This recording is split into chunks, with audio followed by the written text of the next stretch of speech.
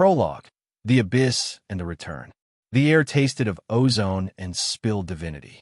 Fang Tian, the celestial devourer, the supreme lord of the 9 nether hells, the heavenly demon king, stood atop a mountain of his own making. The mountain was composed of god bones, bleached white and radiating faint, fading echoes of celestial power. Below him, stretched across the shattered plains of what was once the glorious Dawn immortal sect, were the remnants of an army that had challenged his sovereignty. Blood, golden and luminous, steamed as it soaked into the corrupted earth, mingling with the darker, visceral red of demonic and mortal followers who had fallen on both sides. The sky itself was torn, great weeping wounds of violet and black scarring the firmament, through which the cold light of dead stars filtered. In his hand, the black abyssal blade lay quiet, its hunger temporarily sated.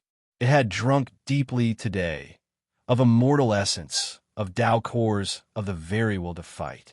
The weapon, a jagged piece of solidified entropy and hatred, was warm and content against his palm.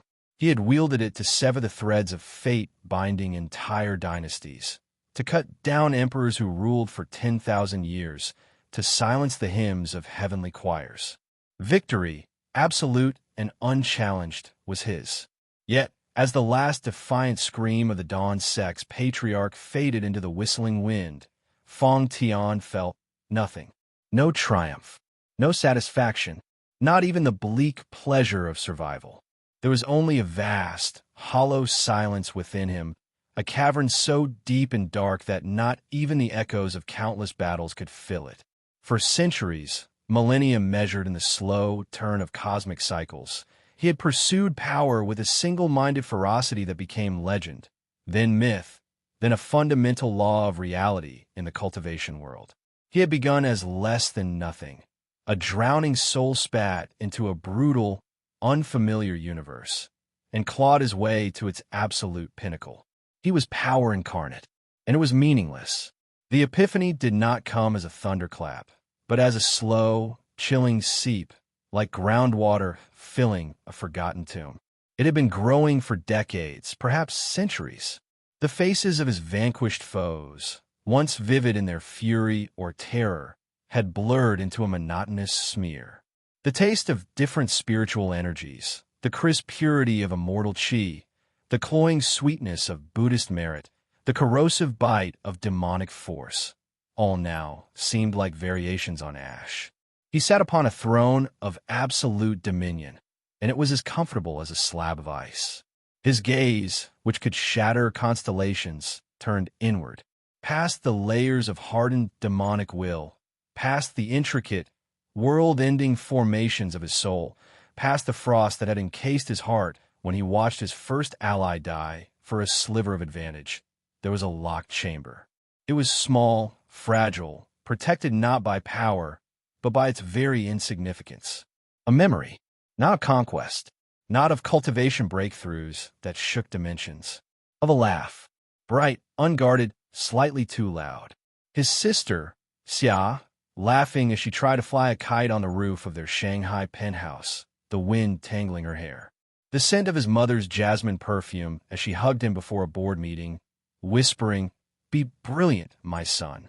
The firm, approving grip of his father's hand on his shoulder after his first successful independent deal. "You have the eye, Hao. You have the instinct." Feng Hao, that was the name, a name buried under mountains of corpses and epics of time.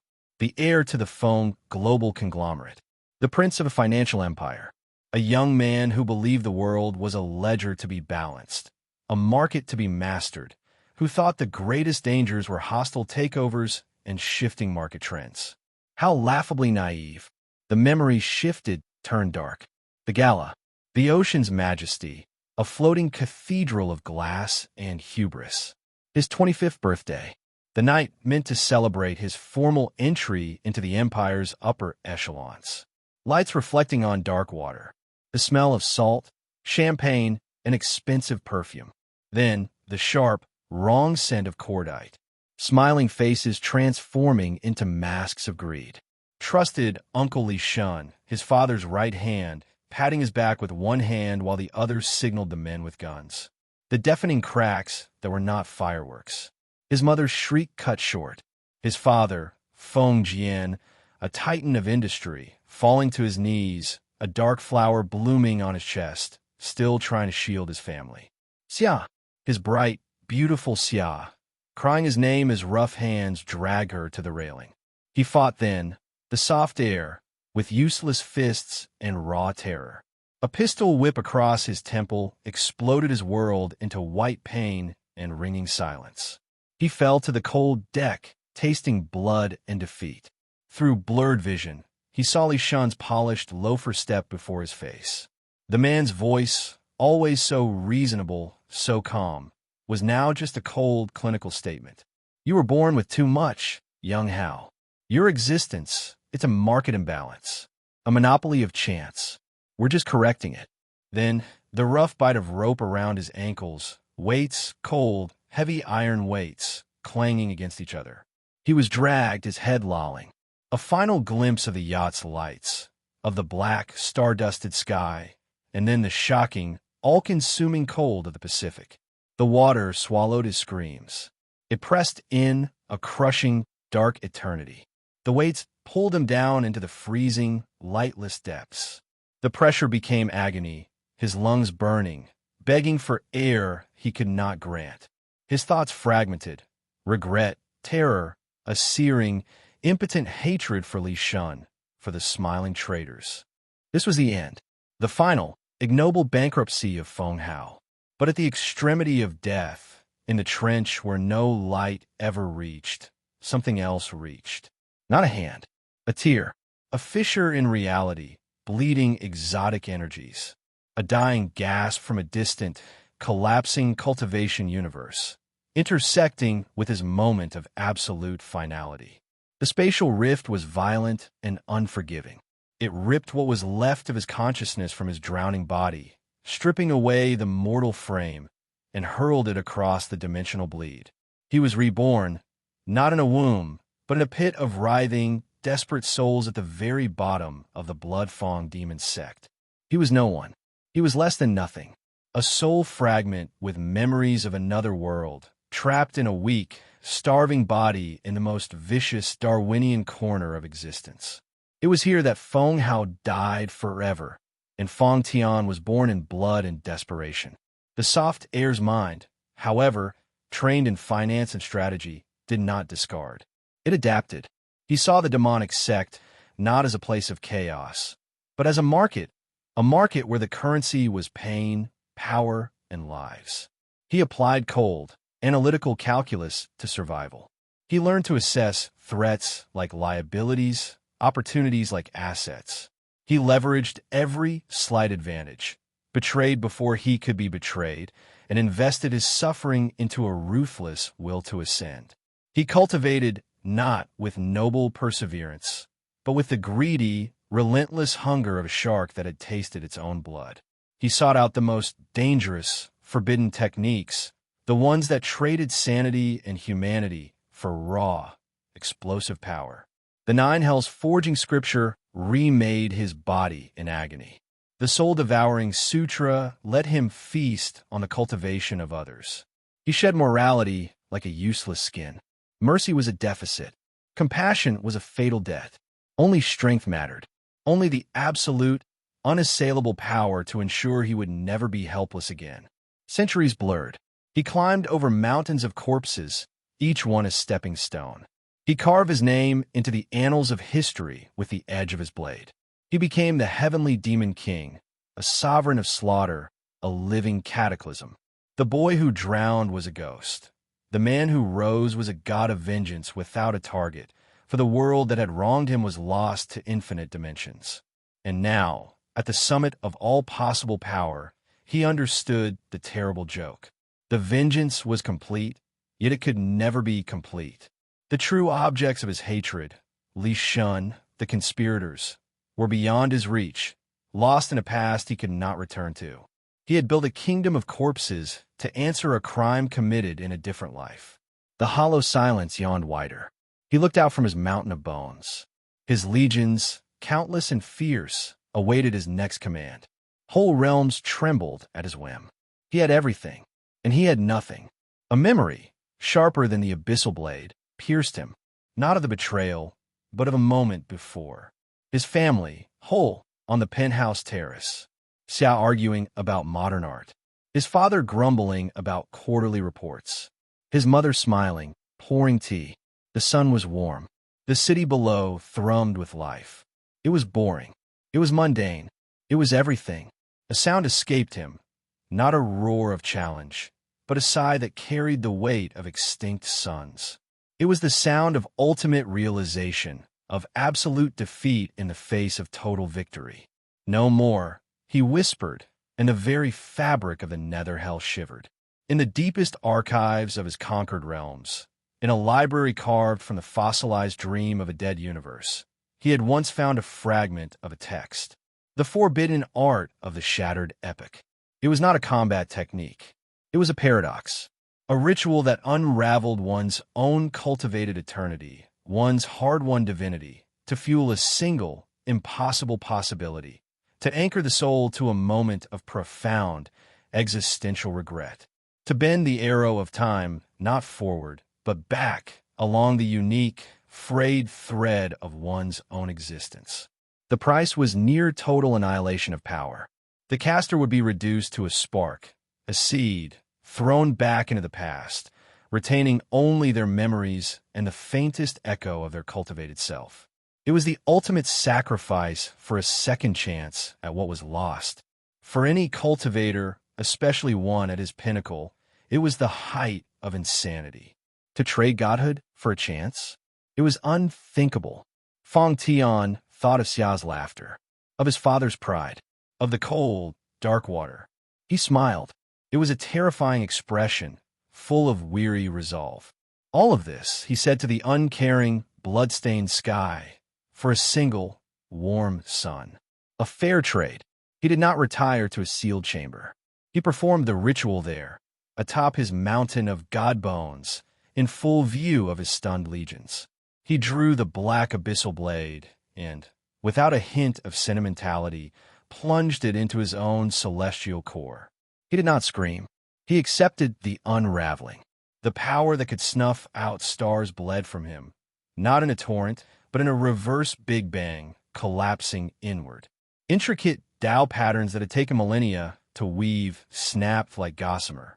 His cultivation bases, from the nascent foundation to the immortal heavenly demon stages, disintegrated in reverse order. His body, forged in 9 hells, began to crack like porcelain. His legions cried out in despair and terror. The sky of the nether hell began to weep blood and lightning. Fang Tian ignored it all. He focused on the memory, not the gala, not the betrayal, the terrace, the sun, the warm, mundane, perfect moment before. He made it his anchor, his coordinate in the chaos of time and regret. The universe shrieked in protest. Laws of causality rebelled. But the ritual was fueled by the dissolution of a heavenly demon king, an energy source of apocalyptic magnitude. Reality bent. Then it tore. A vortex of shattered timelines and screaming possibilities engulfed him. He saw a million variations of his life. Lives where he survived the yacht. Lives where he never cultivated. Lives where he died in the Blood Fang pit on his first day. He held onto his anchor, a lighthouse in the storm of might-have-beens. The last of his power evaporated. His consciousness, now just a dense knot of memory and unyielding will, was hurled backward along the fading thread of his original life. The cultivation world, the nether hell, his legions, his hard-won, hollow godhood, all faded into a distant, meaningless dream. There was a sensation of falling, not into water, into sheets, light, not the hellish glow of bleeding skies, but the pale, clean light of a morning sun filtering through expensive blinds. A ceiling, smooth, white, familiar. The sound of distant city traffic. The smell of linen and a faint trace of his old cologne. Pain, a deep, soul-deep ache of utter depletion. The emptiness where a universe of power once resided. Fang Tian, the heavenly demon king, was gone. In his place, in the too-soft bed, in the helpless body of a mortal young man, Feng Hao opened his eyes. He took a breath.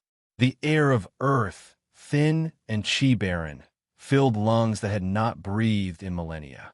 A digital clock glowed on the bedside table. October 17th, 7:14 a.m. The day before the gala. The day before the end. The void within him was no longer hollow.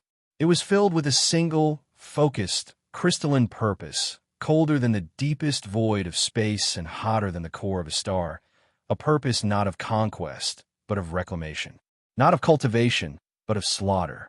The king had returned to the past, and hell followed with him. Chapter 1. The king awakens in the ruins. The world resolved with agonizing slowness. Feng Hao, the echo of Fang Tian, lay perfectly still, his consciousness adrift in a sea of sensory dissonance. The crushing weight of divine authority was gone, replaced by the pathetic, confining fragility of mortal flesh. Every breath was a labor, the air thin and lifeless, devoid of the rich, thick chi that had been his element for longer than this civilization had recorded history. He felt suffocated, wrapped in a suit of meat and brittle bone. His eyes, those windows that had witnessed the birth and death of nebulae, scanned the ceiling. It was smooth, white, acoustically treated plaster. A $1,000,000 view of nothing. The memory-supplied context. His bedroom in the Feng penthouse, the 120th floor of the Aurora Tower. A gilded cage he had once loved.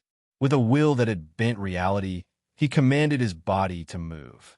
Muscles, soft and untrained, protested with a chorus of petty aches. He sat up, the movement clumsy, and a wave of vertigo assaulted him. Not from injury, but from a sheer, overwhelming weakness. It was more horrifying than any battlefield wound. He was a giant spirit trapped in a doll of glass. The mirror across the room beckoned.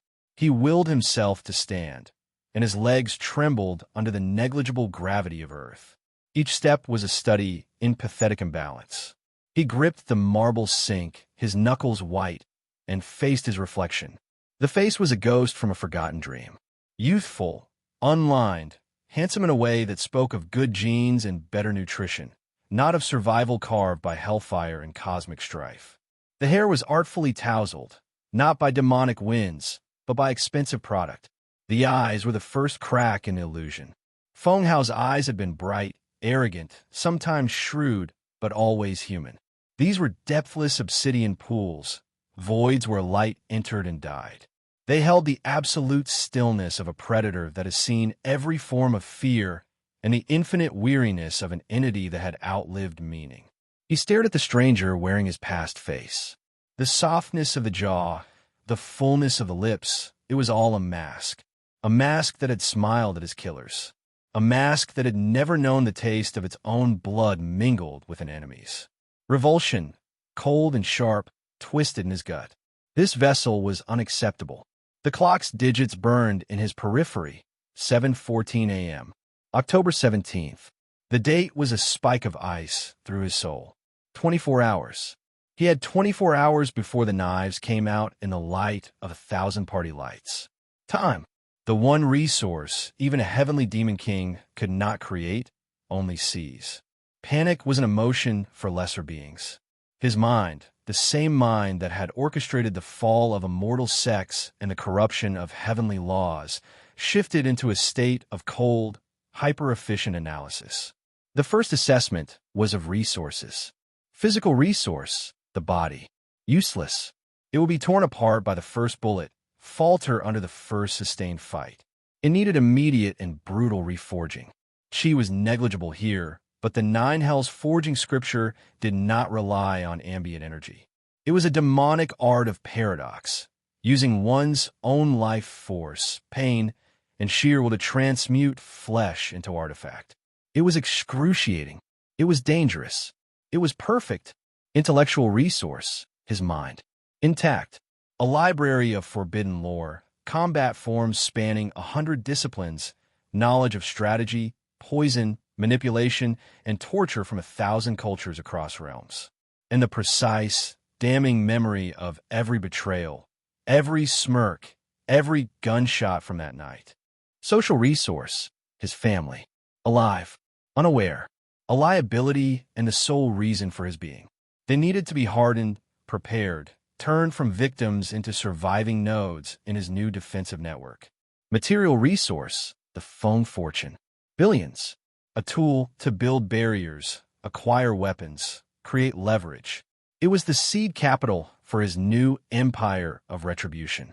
Enemy resource, Li Shun, Zhao Qua, their networks. Unknown numbers, armed, embedded, expecting sheep. They would meet a wolf who had eaten dragons. A knock at the door, polite and firm. Young Master Hao, your father requests your presence for the final pre-gala meeting in 30 minutes. The voice of old Wang.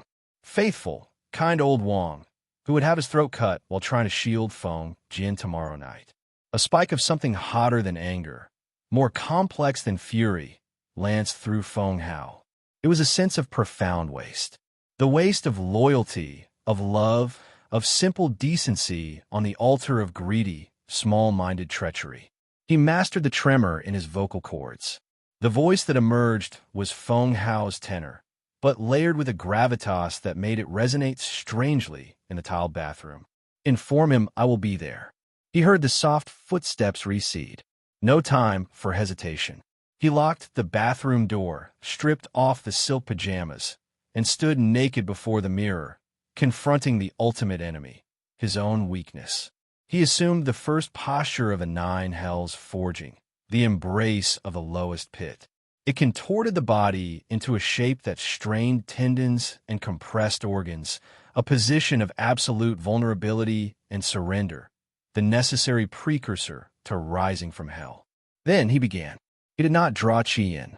He ignited the spark of his own life force. In the cultivation world, this was supported by dense energy. Here on barren earth, it was like trying to light a bonfire with only his own blood for fuel. He focused on the memory of the cold Pacific water flooding his lungs, the crushing pressure, the final, desperate spark of hatred. He used that hatred as the flint. Agony. It was not a single pain, but a symphony of breaking.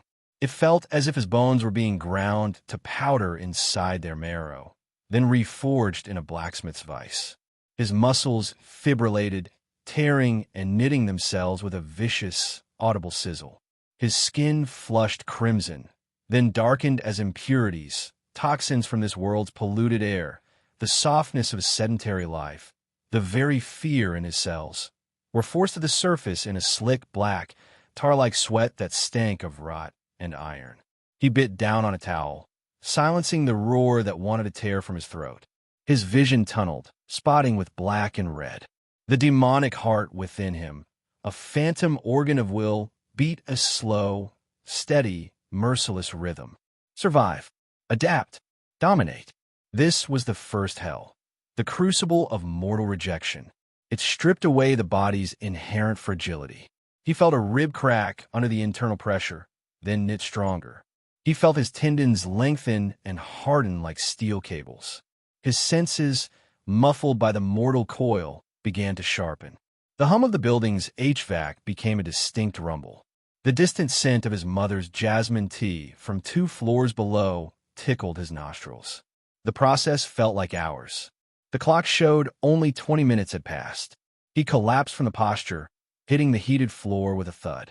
He lay there, gasping, steam rising from his searing skin. The pain was receding, leaving behind a deep, throbbing ache and a new, thrilling sensation, density.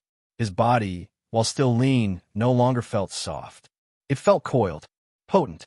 He estimated he had achieved the rough physical prowess of a peak Olympic athlete. Useless in a true cultivation fight, but here it was a superweapon. He dragged himself into the shower, scalding water, sluicing away the filth of his transformation. The water ran black, then gray, then clear. Looking down, he saw the changes. The definition of muscle was sharper, not bulky, but like carved granite. The few childhood scars he'd had were gone. His skin was pale, almost luminous, stretched taut over a frame that seemed subtly larger, more imposing. The softness in his face had been planed away, leaving sharper cheekbones, a firmer jaw. He looked like a statue of himself, carved by a sculptor who understood violence. He dressed with deliberate care. A simple, impeccably tailored black suit. A white shirt, no tie. Black shoes polished to a mirror shine. He was dressing for a funeral. His own in a past life. And for those who had thought to send him to it. The walk to the private elevator was different. His footsteps, once a careless shuffle, were now silent, precise placements. His posture was erect, not with the arrogant slouch of the wealthy heir, but with the effortless balance of a predator. He caught a young maid's eye as he passed. She dropped her gaze instantly, a faint blush on her cheeks, but also a shiver of fear. She felt the change, even if she didn't understand it. The boardroom occupied the entire east side of the penthouse, a wall of glass overlooking the city. It was a temple to capitalism, a long, obsidian table, chairs of Italian leather, screens displaying silent financial data from across the globe. They were all there, the cast of his past life tragedy. Feng Tian, his father, at the head, a lion in his winter prime, his hair silver at the temples, his face a map of shrewd decisions and unwavering authority. He was speaking, pointing at a holographic projection of merger timelines. Lin Mei, his mother, to Feng Tian's left, elegance personified, her beauty tempered by a core of resilient steel. She was listening, but her eyes, sharp and observant, missed nothing. And there, on Feng Tian's right, the seat of the most trusted advisor, Li Shun. The sight of him was a spiritual attack more potent than any soul-shattering palm. The man was leaning forward, nodding thoughtfully, his glasses glinting in the light. He had a gentle, intelligent face, the kind that inspired confidence, the kind that made you reveal your secrets. Feng Hao's blood, newly forged and hot, turned to glacial sludge in his veins. Every cell in his body screamed for violence, for the visceral satisfaction of reaching across the table and ripping out that smiling throat. He mastered the impulse with the discipline of millennia. The kill was not here. Not yet. The revelation, the unmasking, the utter destruction, it had to be surgical. Public. A lesson for all who would ever consider crossing the Feng name again. He entered the room. Conversation died. All eyes turned to him. The usual response would be a few distracted nods, his father's impatient wave to sit. But today was different. A palpable chill seemed to enter with him. The air conditioning hadn't changed, but people felt it. His mother's eyes widened a fraction, her gaze sweeping over him, missing nothing. His father's lecture trailed off, his brow furrowing as he took in his son's altered bearing, the dead calm in his eyes. Li Shun's smile remained, but stiffened at the edges. His eyes, behind the glasses, narrowed just a hair, performing a quick professional threat assessment. What he saw clearly confused him. "Ow," Feng Tian said, his voice a deep rumble. "You're late. And you look different." It wasn't a compliment. It was a probe. "Apologies, father," Feng Hao said. His voice was calm, low, but it carried to every corner of the silent room. It was not the voice of a son addressing a parent. It was the voice of a sovereign acknowledging a subordinate. Necessary preparations. He took his seat, not at the far end where the heir usually sat, but in an empty chair directly opposite Li Shun, placing himself squarely in the man's line of sight. The move was subtle, but in the language of power, it was a declaration of war. Li Shun's smile became fixed. "Young Hao, we were just reviewing the final security protocols for the Ocean's Majesty. Everything is in hand. Chen has it locked down tight." He gestured to the head of security, a bulky, serious man named Chen, standing by the door. Another face from the Betrayal. Feng Hao turned his head slowly, his neck moving with a reptile's precision, to look at Chen. He didn't speak. He just looked. He let the void in his eyes, the accumulated weight of eons of predatory intent, focus on the man. Chen, a former Special Forces operative, was no stranger to danger. But what he met in Feng Hao's gaze was not danger. It was oblivion. It was the absolute certainty of his own insignificance and impending doom. A bead of sweat traced a path from Chen's temple down to his jaw. He shifted his weight, his hand twitching instinctively toward where a weapon would be. "Is there a problem, young master?" Chun asked, his voice tighter than he intended. The weights, Chun, Feng Hao said, his tone conversational, even mildly curious. For the deep water diving exhibition tomorrow. I understand there's special alloy. Very heavy, very secure. The temperature in the room seemed to drop 10 degrees. Feng Jian and Lin may look puzzled. Li Shun went preternaturally still. The blood drained from Chen's face so completely he looked like a wax figure. I wouldn't know the specifics, sir, Chun stammered, his eyes darting to Li Shun for a split second. A fatal tell. The event's subcontractor handles that. Of course, Feng Hao said, a ghost of a smile touching his lips. It never reached his eyes. A trivial detail.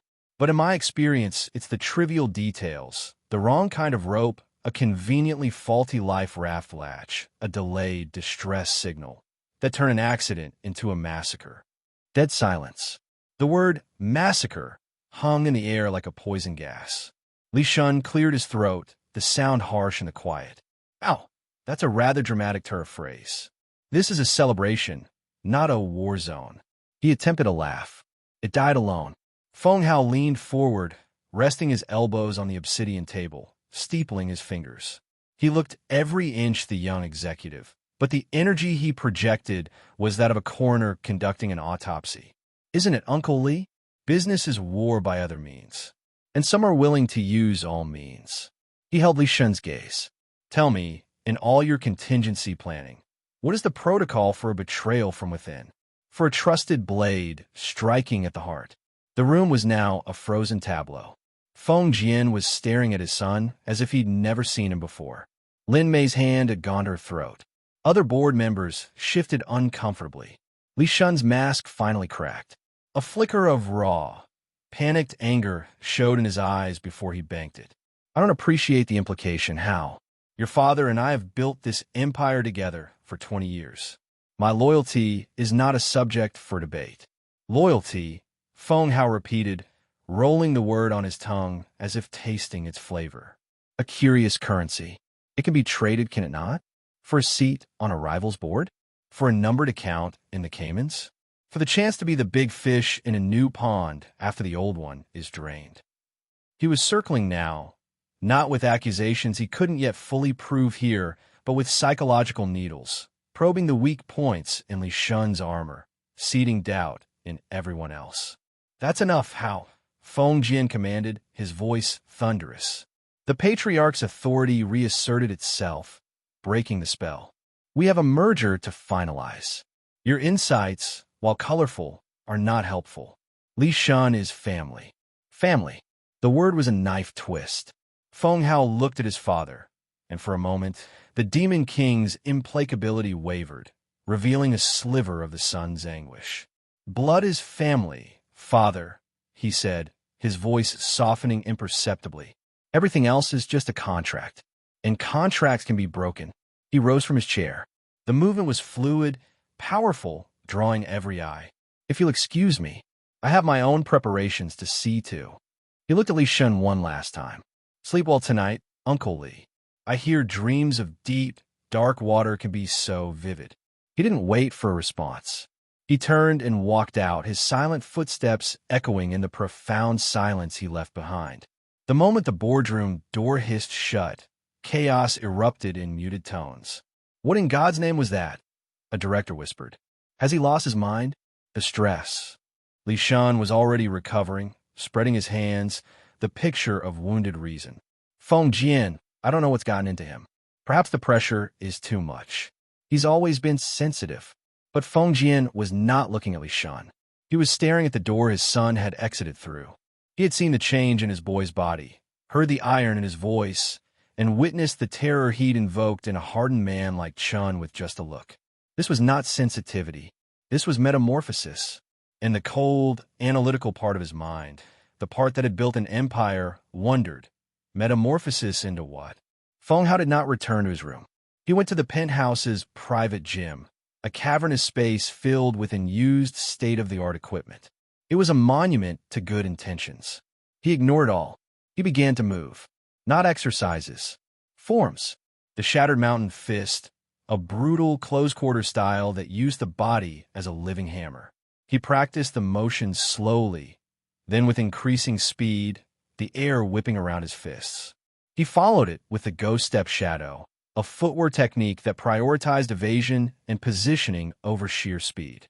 In this chi-barren world, they were just elaborate martial arts. But performed with his hell-forged body and a killer's intent, they were lethal. For 2 hours, he pushed himself, relearning the limits of his new vessel, mapping its capabilities. He could punch the heavy bag and send it swinging on its chains with a sound like a cannon shot. He could move with a silence that was unnerving.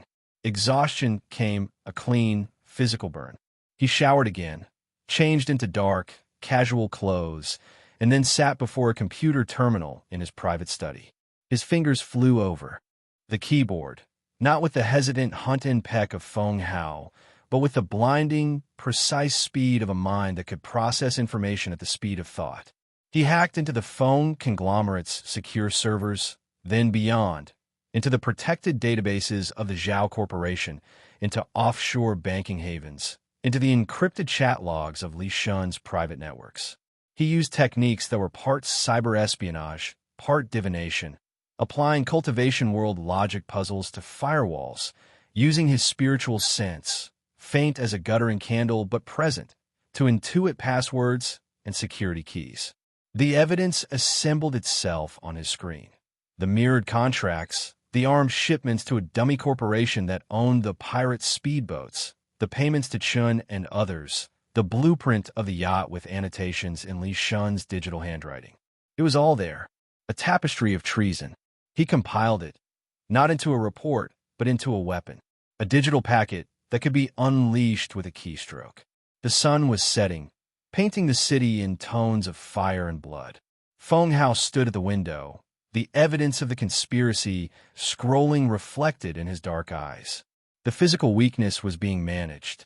The intelligence was gathered. The enemy was identified. But his family was still soft, still trusting. They were the fortress's unguarded gate. He found Xia in her art studio, as he knew he would. The sight of her alive, mixing colors on a palette, humming a pop song, was a blow to the center of his being. It was joy and agony fused. The memory of her broken body in the water superimposed over this vibrant living image. "Gidge, you're lurking again," she said, her smile bright. Then it faded as she saw his face. "Wow, you really do look different. Did you get like super serious plastic surgery or something?" He walked in, his movements consciously softer. "No surgery, Xia. Just a new perspective. From almost getting tossed off a yacht in a theoretical betrayal," she quipped, but her eyes were searching. She was sharper than people gave her credit for. "From knowing it's not theoretical," he said, his voice low. He stood beside her, looking at her seascape. It was peaceful. "A lie. Tomorrow. On the boat. I need you to do something for me. Anything." The trust in that one word almost broke him. "No matter what happens. No matter how chaotic it gets. No matter if father or mother tell you to run somewhere, or someone you trust tells you it's safe. You stay within arm's reach of me. You glue yourself to my side. Do you understand? It is the only place you will be safe." The seriousness in his tone eradicated her last trace of humor. She put down her brush. "Ah, you're scaring me. What do you know? I know that the world is full of monsters who wear very nice suits," he said. He reached out and gently placed his hand on her head, a gesture from a childhood he barely remembered. As he did, he performed the most delicate of operations. He drew a single fragile thread from his nascent chi pool, a pool that was smaller than a dewdrop but infinitely potent. He shaped it into a soul ward, a simple formation of protection, and imprinted it onto her spiritual essence. It would shield her once from one fatal attack. It would cost him a significant portion of his meager power, leaving him weaker. He did not hesitate. She shivered, feeling a sudden, inexplicable warmth bloom in her chest. "What was that?" "A big brother's promise," he said. "Now promise me." She looked into his eyes, and for the first time, she didn't see her playful, sometimes arrogant brother. She saw a soldier return from a war she couldn't imagine. She nodded solemnly. "I promise." Next, his mother.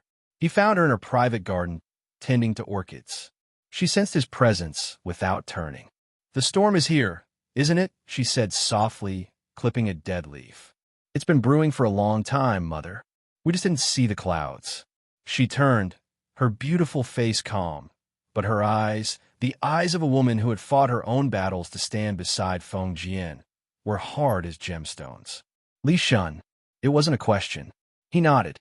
"How bad?" "They intend to leave no one alive. It's a full reset. Zhao Kui takes the assets. Li Shun gets his seat and a fortune." Lin Mei's breath hitched, but her hand didn't tremble. "Your father will listen to evidence, but he will want to confront, to negotiate. We cannot. Tomorrow is not a board meeting. It is an ambush. We must counter-ambush." He handed her the jade hairpin. It was an exquisite piece, but he had spent the last hour carving infinitesimal, spiraling patterns into it with a diamond-tipped tool, a crude, material approximation of a blood-seeking array. "If someone threatens you or Xia, and you're beyond my reach, hold this, think of them with hate, and throw it. And doesn't matter." She took it, weighing in her hand. It felt different, warmer, sharper. "You have learned strange things, my son. I learned in a hard school." He paused. "Protect father. He is too proud to protect himself." She nodded, closing her fingers around the jade. "We will weather this storm." Finally, his father.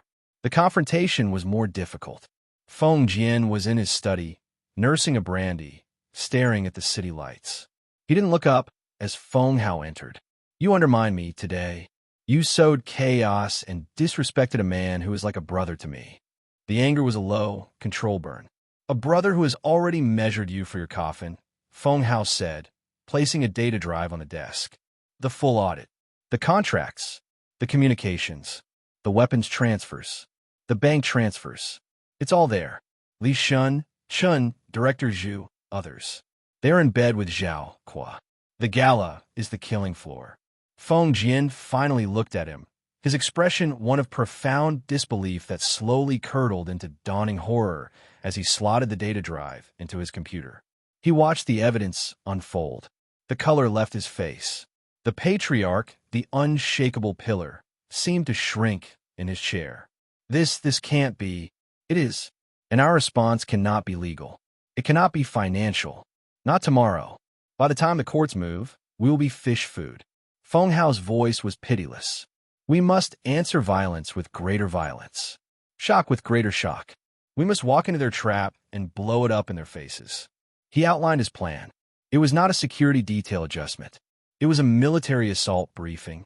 It involved the silent neutralization of key traders on the yacht before the signal was given, the seizure of communications, the use of the yacht's own systems as a weapon, and the ruthless, public extermination of the Zhao assault team. Feng Jian listened, aghast.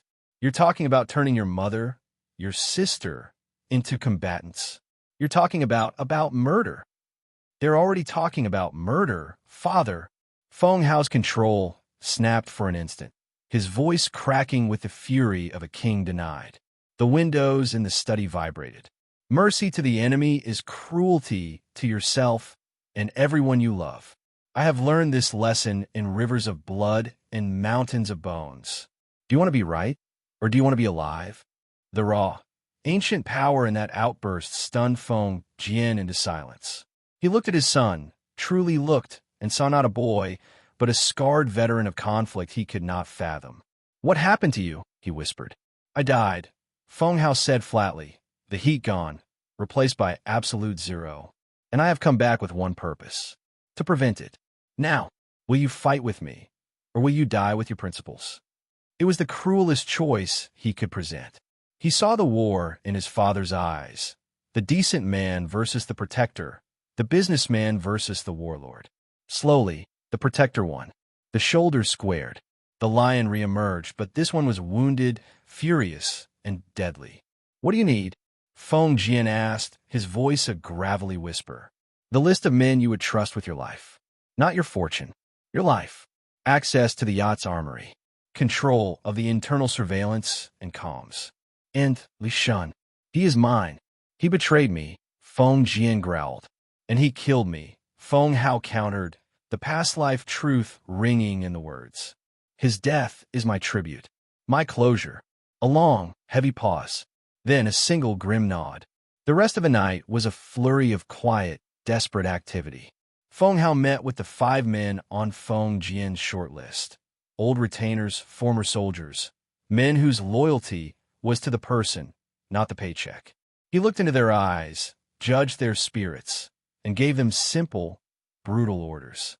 He accessed the yacht's blueprints and armory inventory, selecting weapons not for show, but for close-quarters butchery. And through it all, he continued to cycle the 9 hells, forging scripture, pushing into the second hell, the furnace of sinew and bone. The agony returned, a constant companion, a fuel for his resolve. His chi pool, though tiny, grew denser. As the first hint of dawn tinged the sky, Feng Hao stood once more before his bathroom mirror. The soft air was gone, utterly. In his place was a stranger with a familiar face, etched with a purpose as cold and sharp as a scalpel. His body hummed with contained violence. His mind was a crystal-clear map of the coming battle. He was not here to be a savior in shining armor. He was here to be the calamity that befalls the wicked, the ruin that awakens in their midst. The heavenly demon king had finished his awakening. The ruins of his past life lay about him, and from them he would build a pyre for his enemies. He smoothed the front of his black suit, the fabric now stretched taut over shoulders that carried the weight of 2 worlds. He looked at his reflection, at the abyssal eyes. "Let the hunt begin," he murmured. And somewhere on the other side of the city, Li Shun, tossing in a fitful sleep, cried out as dark, icy water filled his dreams. Chapter 2. Echoes of Betrayal, Faces of the Past. The journey to the marina was made in a convoy of armored luxury vehicles, a rolling fortress of black steel and tinted glass. Inside the lead car, the atmosphere was thick with a silence more articulate than any words. Feng Jian sat stiffly, his gaze fixed on the passing cityscape, but seeing none of it. He was a general marching to a battle he never wanted, his mind replaying the damning evidence on the data drive. His jaw was clenched, so tight a muscle ticked in his cheek. Lin Mei, beside him, was a study in serene lethality. She wore an emerald gown that flowed like water, her hair up in an elegant twist, secured by the now-familiar jade hairpin. Her hands lay folded in her lap, still and calm, but her eyes, like chips of polished jade, missed nothing. The timing of traffic lights, the make of the cars around them, the posture of their drivers. She had become a guardian spirit, beautiful and deadly. Xia, nestled between her mother and brother, vibrated with a nervous energy she couldn't suppress. She wore a dress of midnight blue, sparkling subtly, but her usual vivacity was muted. She kept glancing at Feng Hao, as if his presence were the only solid thing in a tilting world. He had promised she would be safe if she stayed close. She intended to cling to him like a shadow. Feng Hao himself was a statue carved from shadow and intent. He wore the same simple black suit, a stark contrast to the glittering attire awaiting them. His eyes were closed, but he was far from asleep. His newly honed senses painted a picture of their surroundings. He tracked the engine rhythms of their escort vehicles, listened to the coded, tense reports from the loyal guards over their secure comms, reports he had helped devise. He was running the plan through his mind for the 100th time. It was a brutal, simple calculus adapted from 1,000 sect wars. Identify the key nodes of the enemy's formation. Li Shun, command; Chun, security override; the mercenary team, muscle; and the Zhao representatives, beneficiaries. Neutralize command and control first, sow chaos, then eliminate the muscle with overwhelming, shocking force. Publicly shame the beneficiaries. The loyalty of the other guests was irrelevant. They were scenery, to be used as witnesses or shields as necessary. His body hummed with the power of the second hell forging. He could bend a steel bar with his hands. He could run faster than a sprinter. His reaction times were superhuman. It was enough. It had to be. The ocean's majesty loomed ahead, a monstrous confection of white paint and gleaming brass, its multi-tiered decks strung with lights that glittered against the deepening twilight. It was a jewel box, a gilded trap. As they disembarked onto the private dock, Feng Hao's eyes swept the vessel. He saw it not as a luxury yacht, but as a tactical diagram. Main stairwell, choke point. Upper sun deck, high ground, vulnerable to sniper fire from the shore. Starboard side, prearranged docking point for the assault speedboat. Communications mast, there. Li Shun was at the gangway, the perfect host. His smile was back in place, broad and welcoming, but Feng Hao saw the faint tightness around his eyes, the slight sheen of sweat on his temple despite the cool evening breeze. The man's energy was jittery, a rabbit's heartbeat wrapped in a fox's smile. Feng Jian. Lin Mei, you look magnificent, Li Shun boomed, clasping Feng Jian's hand with both of his. Feng Jian's grip was like iron, and Li Shun's smile faltered for a microsecond. And young Hao Xia, so grown up. This is your night. Is it Uncle Li? Feng Hao asked, his voice a soft murmur that somehow carried over the lapping water. I was under the impression it was everyone's night. A true, collective effort. Li Shun's laugh was a brittle thing. Always the sharp one. Come, let me show you the final arrangements. The signing ceremony is in the grand salon at 9. As they boarded, Feng Hao's senses expanded. He filtered the buzz of 100 guests, the clatter of catering, the smooth jazz from the live quartet. He smelled perfume, champagne, salt, and beneath it all, the faint coppery scent of nervous adrenaline emanating from certain individuals. Chun, by the main doors, 2 of the waiters circulating with trays, a man posing as a photographer with a bag too heavy for cameras. The tour was a macabre pantomime. Li Shun pointed out the new helipad for dramatic arrivals, the expanded casino, the ballroom where dinner would be served. Feng Hao noted the exits that were subtly blocked by potted plants or under maintenance signs, the lifeboat davits that looked slightly misaligned, sabotaged. They passed the door to the communications room. A burly man in a ship's officer uniform stood outside, arms crossed. Feng Hao made eye contact. The man's gaze was flat, hostile. Not crew. Mercenary. And here, Li Shun said, leading them to a secluded section of the promenade deck, away from the main crowds, is where we'll have the deep water diving exhibition later. The lights are spectacular under the surface. The deck overlooked the black, infinite water. The same water. Feng Hao felt Xia's hand tighten on his arm. He placed his own hand over hers, a gesture of cold comfort. The equipment is already prepared? Feng Hao asked, staring at the dark swells. Oh yes, Li Shun said a little too quickly. All checked and double-checked. Safety first. Of course. Feng Hao turned from the railing and looked directly at Li Shun. The ambient noise seemed to fade. Uncle Li, a private word? A final detail about the merger appendix. Father's asked me to clarify. Li Shun's eyes darted to Feng Jian, who gave a curt, unreadable nod. Of course. Gentleman's business. He tried to sound jovial. Feng Hao guided him a few steps further along the deck, towards the stern, where the thrum of the ship's engines was louder. They were momentarily isolated, the sounds of the party a distant murmur. So what's the query, Hao? Li Shun asked, slipping into a confidential tone. The clause about the Pacific subsidiaries? It's airtight. It's not about the clause, Feng Hao said. He stopped walking and leaned against the polished teak railing, looking out to sea. The wind played with his hair. It's about weight. Weight. The weight of betrayal. The weight of a life. The weight of iron, dragging a man down into the cold and the dark. Feng Hao's voice was conversational, almost philosophical. Have you ever considered it, uncle? The physics of murder? The precise amount of force needed to crush a windpipe? The exact buoyancy required to keep a body submerged until the fish are done with it. Li Shun had gone very still. The color was leaching from his face again.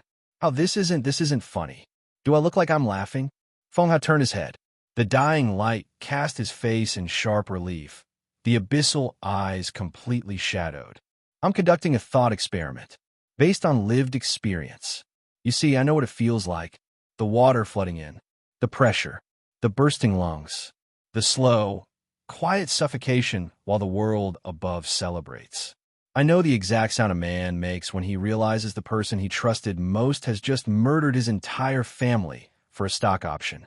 Li Shun stumbled back a step, his back hitting the solid bulkhead. His polished composure shattered. Raw, undiluted terror widened his eyes. You can't. That's impossible.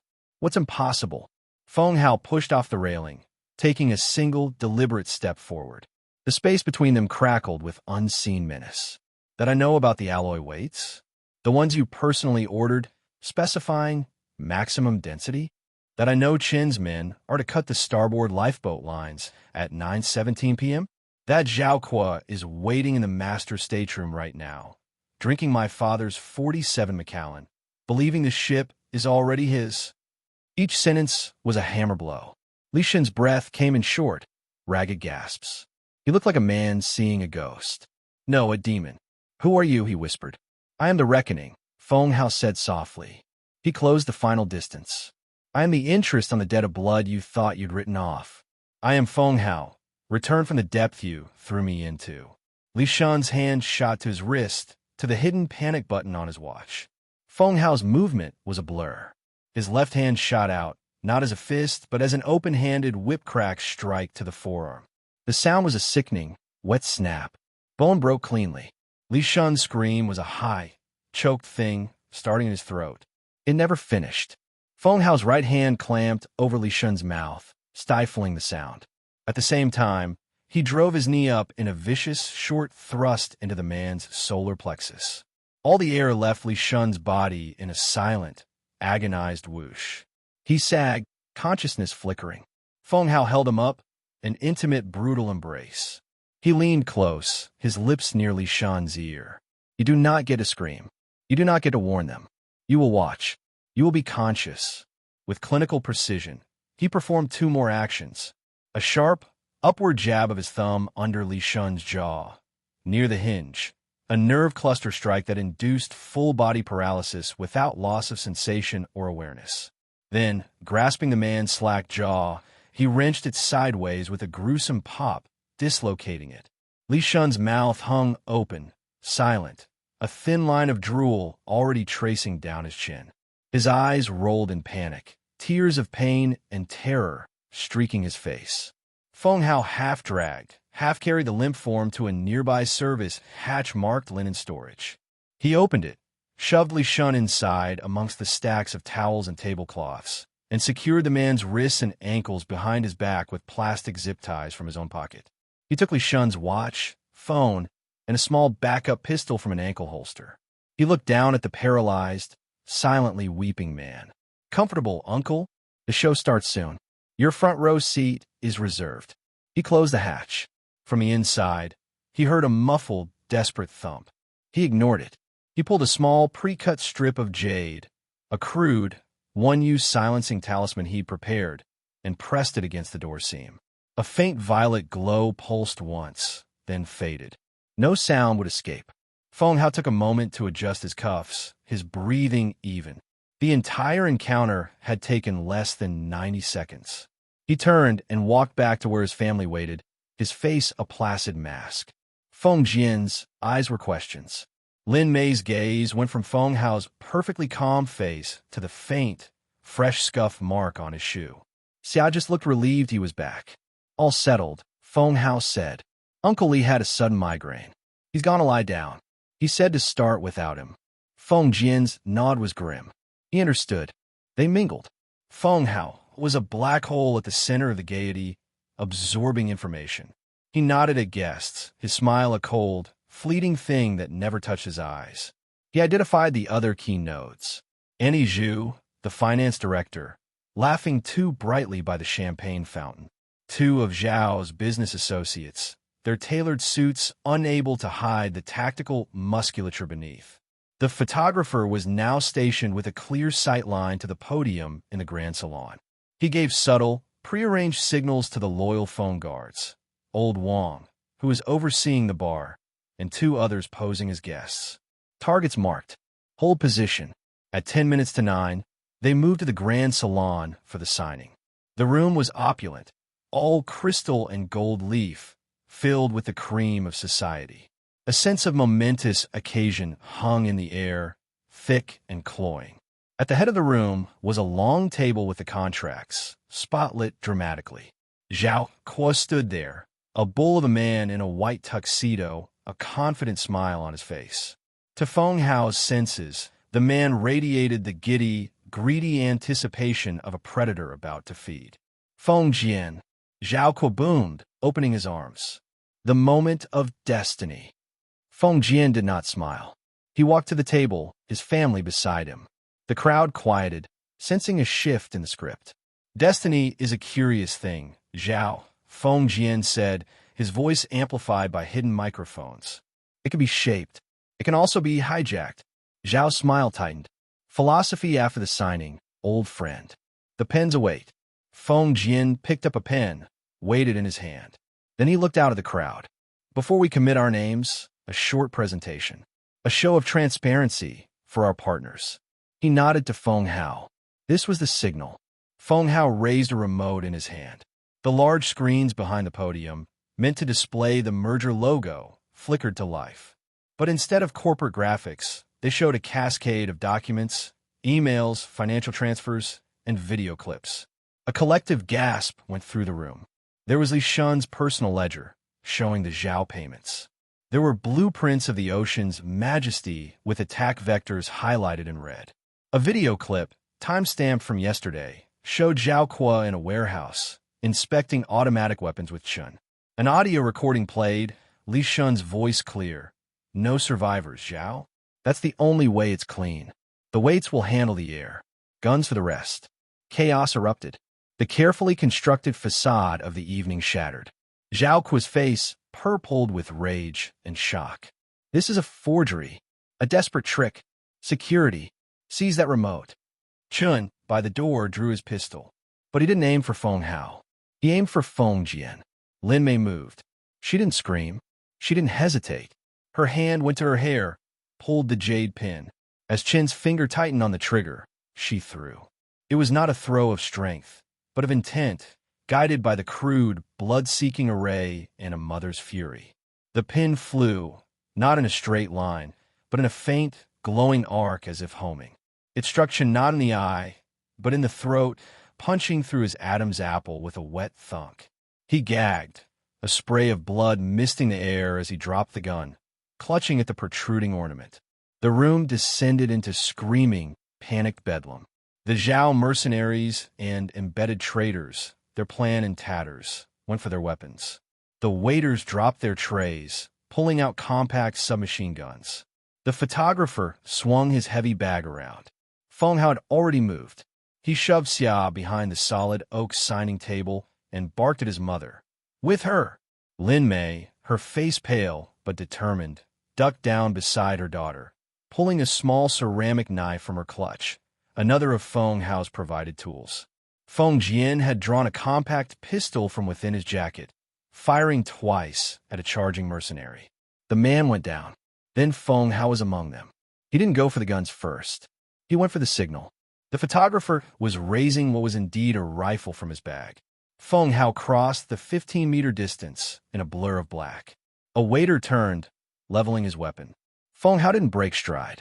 He grabbed the man's wrist, twisted it up and around in a motion that dislocated the shoulder with a nauseating pop, and used the man's own body as a shield against the burst of gunfire from another assailant. The bullets thudded into the human shield.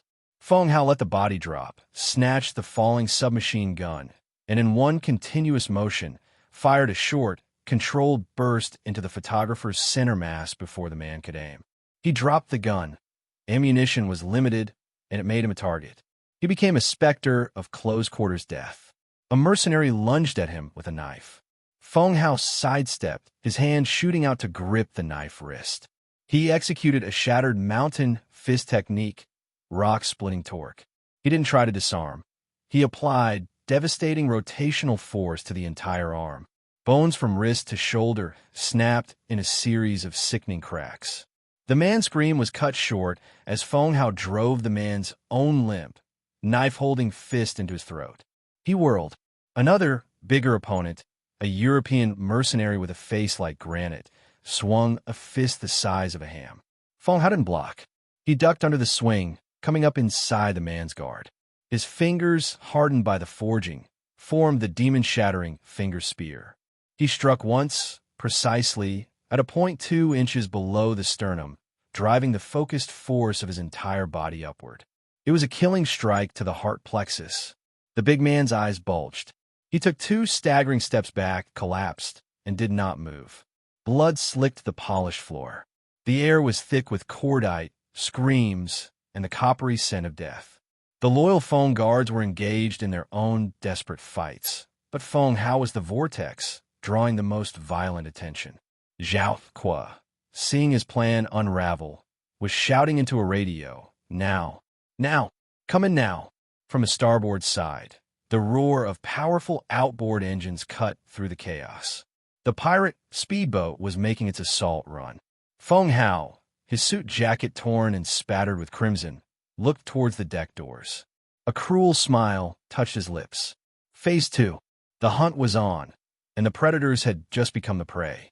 Chapter 3. Unmasking the Serpent's Coil. The roar of the speedboat engines was a jarring, violent intrusion into the panicked symphony of the Grand Salon. It was the sound of the conspiracy's fangs, bared and lunging. For the guests still screaming and cowering behind overturned tables and potted plants, it was the final descent into a nightmare. For Zhao Kuo, his face a mask of furious triumph amidst the chaos, it was the cavalry charge. For Feng Hao, it was the sound of targets presenting themselves. He stood in the center of the carnage, a statue of black and crimson amidst the swirling panic. His senses, extended to their mortal limits, painted a complete picture. The 6 remaining mercenaries inside the salon were either dead, dying, or disarmed by his loyal guards, who were now securing the doors, their faces grim and bloodied. Old Wang had a gash on his forehead, but held a pistol steady, covering Feng Jian and the women behind the heavy signing table. The real threat was now outside, swarming up the starboard side. "They're boarding!" one of Feng's guards yelled, peering through a shattered porthole. Zhao Kuo had retreated to a corner near the bar, a pistol in his hand, his eyes wild. "Kill them! Kill them all!" he screamed into his radio, his voice cracking with hysteria. Feng Hao's mind operated with glacial calm. The tactical scenario updated. External threat. Estimated 8 to 12 hostiles, armed with automatic weapons, entering via lower deck. Priority. Prevent funneling into salon. Create killing zone. "Father, hold this room," Feng Hao commanded, his voice cutting through the din like a scalpel. "Wang, cover the port side entrances. No one else gets in." "Where are you going?" Feng Jian shouted, firing a shot that shattered a bottle above Zhao Kuo's head, making the magnate duck. "To welcome our guests," Feng Hao said, and his smile was a terrifying sight, all sharp edges and promised pain. He moved, not towards the main doors leading to the deck, but towards a service corridor marked crew only. Xia, from behind the table, saw him go. Gidge. He didn't look back. He had to trust his family could hold, and he had to trust the preparations he'd made with the loyal men. His own mission was to break the assault before it reached them. The service corridor was narrow, lit by harsh fluorescent lights. It smelled of grease and cleaning supplies. The sounds of the salon faded, replaced by the pounding of boots on the outer deck and shouted commands in a guttural foreign tongue. They were professional, moving fast. Feng Hao ran, his footsteps silent on the linoleum. He burst through a door at the end, emerging onto a lower deck, a wide area used for storing water sports equipment. It was dimly lit, shadowed from the salon lights above. He was in their flank. 4 men were already on deck, securing a line from the idling speedboat below. 2 more were clambering over the railing. They were dressed in dark tactical gear, faces obscured by balaclavas, carrying compact assault rifles. Feng Hao didn't give them a moment to orient. He was among them like a tempest made flesh. The first mercenary, turning at a flicker of movement, had his neck snapped by a vicious, spinning back fist before he could raise his weapon. The crack was lost in the engine noise. Feng Hao caught the falling rifle, spun it in his hands, and fired a 3-round burst into the chest of the second man, who was still looking the wrong way. The remaining 2 on deck opened fire. Muzzle flashes lit the shadows. Bullets chewed into the fiberglass hull, where Feng Hao had been a microsecond before. He had already dropped into a low slide, the ghost-step shadow carrying him under their line of fire. He came up between them. Close quarters. Too close for rifles. He drove the butt of his captured weapon up into the chin of the man on his left, feeling bone shatter. As that man crumpled, he used the body as a pivot, his leg sweeping out in a low, powerful arc that took the other mercenary's legs out from under him. The man hit the deck hard. Feng Hao stomped down on his throat, crushing it. The 2 climbing over the railing froze, momentarily stunned by the speed and brutality of the counterattack. It was their final mistake. Feng Hao raised the rifle and shot them both, precise headshots that sent them tumbling back into the dark water. The speedboat pilot, seeing his entire boarding team wiped out in under 10 seconds, panicked. He gunned the engines, trying to swing the boat away from the yacht. Feng Hao dropped the rifle, its magazine empty. He sprinted to the railing. Coiled, there was a heavy-duty mooring rope with a thick, 3-pronged grappling hook. He hefted it, feeling its weight. It was no black abyssal blade, but it would serve. He whirled the hook once, twice, building momentum, his hell-forged muscles singing with power. With a grunt of effort, he launched it. It wasn't a throw, it was a ballistic launch. The hook sailed through the air, a black arc against the starry sky, and struck the speedboat's outboard motor not with the prongs, but with the solid mass of its head. The impact was catastrophic. The motor housing shattered. The engine seized with a scream of tearing metal. The boat slewed violently, throwing the pilot overboard, then began to circle uselessly, dead in the water. Silence descended on the lower deck, broken only by the moans of the one man with the shattered jaw. Feng Hao walked over, looked down at him dispassionately, then ended the sound with a precise kick. He stood amidst the 7 corpses, breathing steadily. The immediate external threat was neutralized, but the serpent's head remained. He looked up at the higher decks. The sounds of sporadic gunfire and screaming from the salon had mostly ceased. Good. His family had held. Now, for the finale. He re-entered the yacht through a different door, moving silently through the crew areas. He emerged onto the main promenade deck, near the stern. The scene here was one of surreal contrast. The front half of the yacht was a war zone. The rear, where most guests had fled, was a huddled mass of terrified silence, lit by the romantic deck lights. Ignoring them, Feng Hao made his way back towards the grand salon. He passed the linen storage door. A faint, frantic thump, thump, thump echoed from within. Li Shun, still conscious, still aware. Good. He entered the salon through a side entrance. The scene inside was one of devastation. Overturned furniture, broken glass, the metallic smell of blood overpowering the scent of champagne and perfume. Several bodies lay still. His loyal guards were patrolling, weapons ready, rounding up the few surviving traitors. Annie Zhu, sobbing hysterically, a few others. Feng Jian stood over Zhao Qua. The magnate was on his knees, his white tuxedo stained with dirt and wine, his face a bruised and bloody mess. Feng Jian had clearly pistol-whipped him. Lin Mei and Xia were by the shattered windows, Xia trembling but unhurt, Lin Mei still clutching her ceramic knife, her gown torn but her posture defiant. All eyes turned to Feng Hao as he entered. He was a vision of apocalyptic violence. His black suit was ripped in a dozen places, dark with blood, most of it not his own, though a bullet had grazed his bicep, leaving a raw, red furrow. His knuckles were skinned and bloody. He moved with the effortless, predatory grace of a wolf returning to the den after a successful hunt. The boarders? Feng Jian asked, his voice hoarse. Swimming with the fish, Feng Hao replied, his tone matter-of-fact. He walked toward Zhao Qua. The kneeling man looked up, and the arrogant triumph was gone, replaced by a primal, gibbering fear. The monster he had helped create was now standing before him, and it was worse than anything he had imagined. You can't, Zhao Qua stammered. I already have. Feng Hao interrupted. He looked at his father. The evidence has been broadcast. The authorities, the media, your rivals, they all saw it. Your empire is already collapsing, Zhao. Your assets are frozen. Your allies are denying you. You are a dead man walking in a prison jumpsuit. He leaned down, his voice dropping to a whisper only Zhao could hear.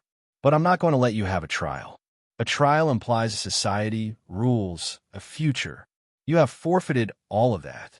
Before anyone could react, Feng Hao's hand shot out. He didn't strike.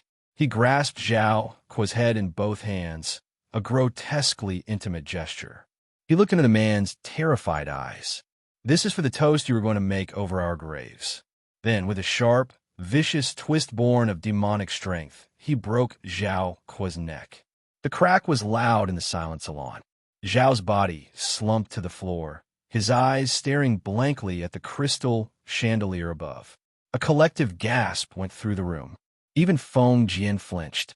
This was not combat. This was execution. Cold, deliberate, and utterly merciless. Feng Hao straightened up, wiping his hands on his ruined trousers. He looked around at the captured traitors, his gaze lingering on Auntie Zhu. She whimpered, shrinking back. "You will all testify," he said, his voice carrying absolute authority. "You will detail every step of this conspiracy. You will name every name. In return, your deaths will be quick. The alternative," he glanced at Zhao Kuo's body, "is a lesson in creative suffering I learned in another world." No one doubted him, but his work was not yet done. There was one final piece of vengeance, the one that was purely, personally his. He walked back out onto the promenade deck, towards a linen closet. The guests huddled their shrank away from him, as if he were a plague carrier. He ripped the silencing jade talisman from the door and opened it. The smell of sweat, fear, and urine wafted out. Li Shun lay where he had been left, paralyzed, his dislocated jaw making his face a twisted mask of agony. His eyes, red-rimmed and desperate, locked on a Feng Hao. They pleaded, they bargained, they screamed without sound. Feng Hao reached in, grabbed him by the collar of his ruined suit, and dragged him out onto the open deck.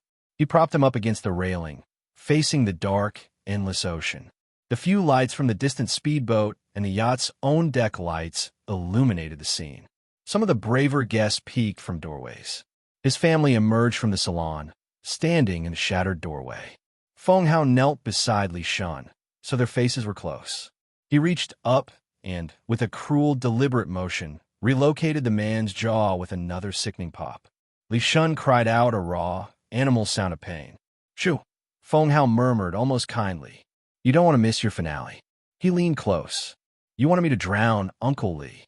You wanted me to know the betrayal, the cold, the silence. I did.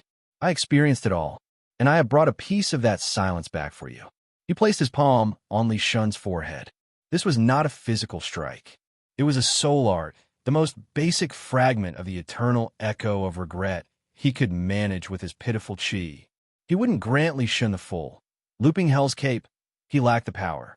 But he could impart a single, perfect sensory imprint. He focused. He channeled not just his own memory of drowning, but the essence of it. The ultimate abandonment, the betrayal of the body by the need for air, the crushing weight of the indifferent deep, the final, lonely darkness. He imprinted it directly into the core of Li Shun's consciousness. Li Shun's body went rigid. His eyes, already wide, seemed to lose all focus, staring through Feng Hao into an infinite, private abyss. He began to tremble violently, a low, continuous moan escaping his lips. He was drowning on dry land, reliving Feng Hao's death as his own, a psychic wound that would never heal, that would haunt every waking moment and define every nightmare. Feng Hao stood up. He looked at his father, his mother, his sister. He saw the horror in their eyes, but beneath it, he also saw the dawning understanding. This was the price. This was the face of the vengeance that had saved them. He turned to the gathered, shell-shocked guests, his voice ringing out, clear and cold. "Let this be witnessed," he declared, not to them, but to the world they represented. "The Feng family is under my protection. What you saw here tonight was not an attack. It was a counterattack. a pruning of treacherous branches. We walk in the light, but we now cast a very long, very dark shadow. Cross us, betray us, plot against us, and you will find no mercy. You will find only the deep, dark water. He gestured to Li Shun, catatonic and trembling against the railing. And you will find him waiting for you there. He turned his back on them all, a king dismissing his court. He walked towards his family, the adrenaline finally bleeding away, leaving behind only the cold certainty of what he had become and what he had done. The serpent's coil had been unmasked, and then, with ruthless efficiency, it had been torn apart, its head crushed and its heart poisoned with its own intended crime. The first night of the heavenly demon king's new reign on earth was ending, baptized in salt water and blood. And the message had been sent. Chapter 4. A ruthless calculus of blood and steel. The silence that followed Feng Hao's proclamation was thicker than the blood on the deck. It was the silence of shattered paradigms, of a world realizing the rules had just been rewritten by a hand steeped in otherworldly gore. The guests, oligarchs, heiresses, titans of industry, stared at the young man in the torn black suit as if he were a natural disaster given human form. Feng Hao turned his back on them, the ultimate dismissal. His focus narrowed to the three people in the shattered salon doorway. His father, Feng Jian, stood like an old oak that had weathered a hurricane, still standing but scarred to its heartwood.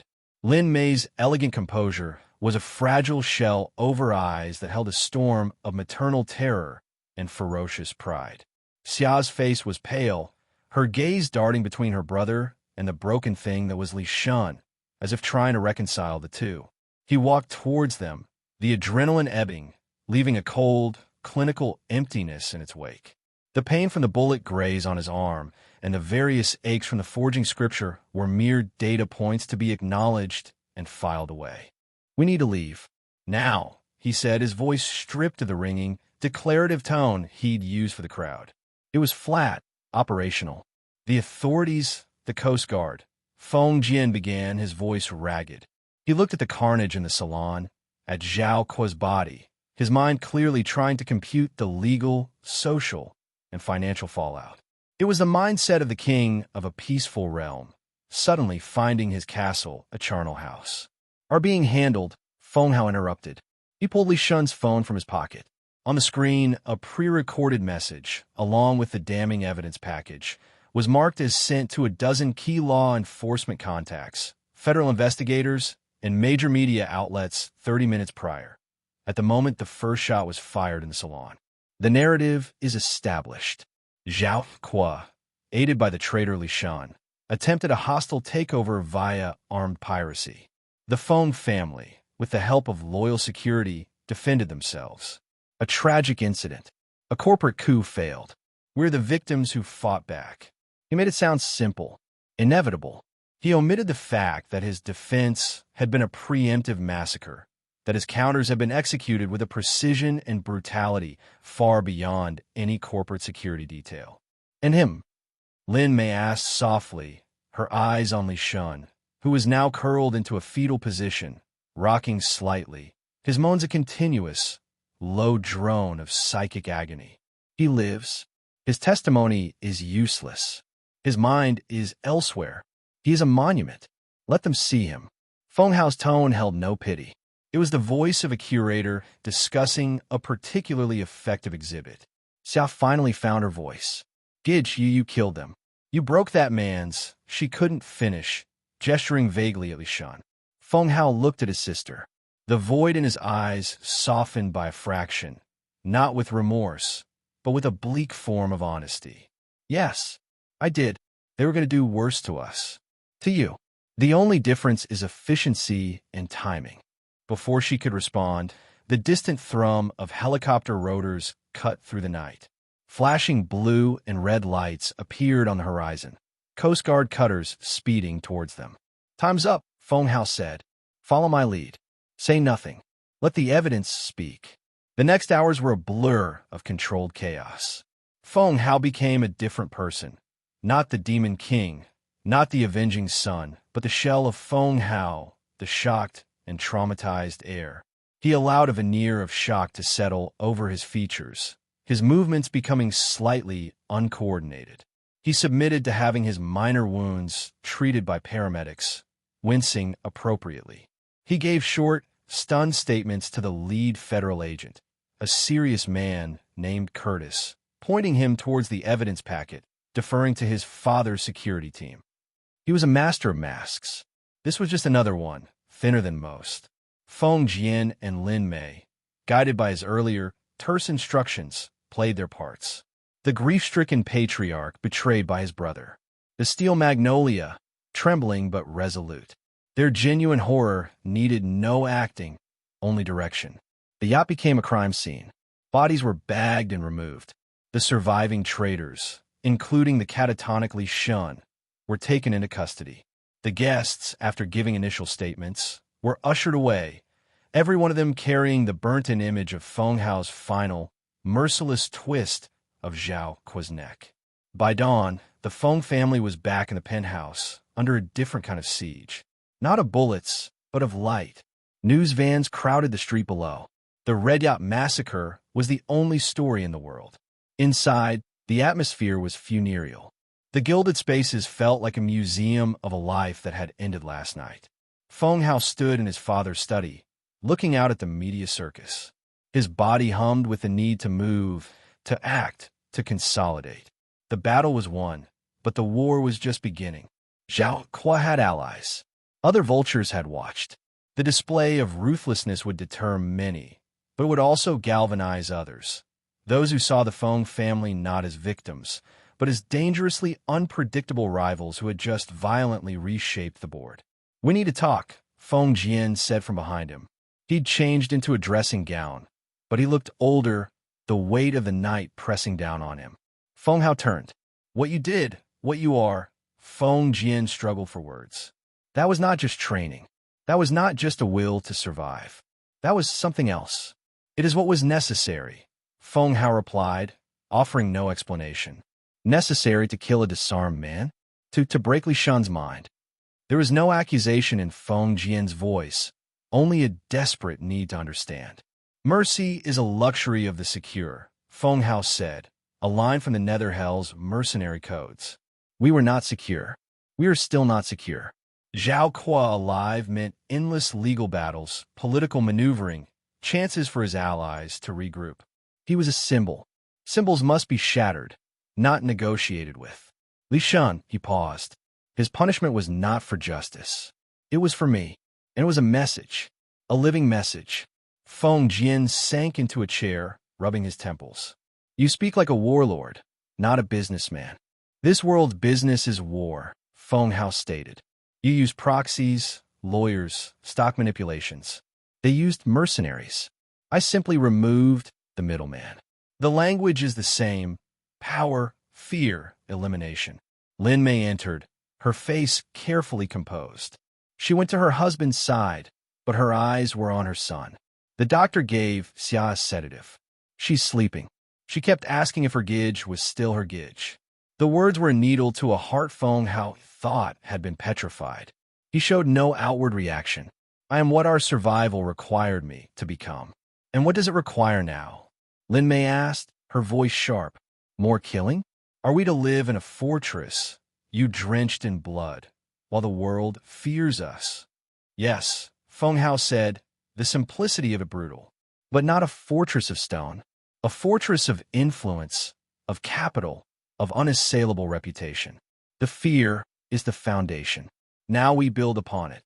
He walked to the desk, activating a holographic display. "Zhao Corp is collapsing. Its stock is in free fall. Key partners are fleeing. This is not a tragedy. It is an opportunity.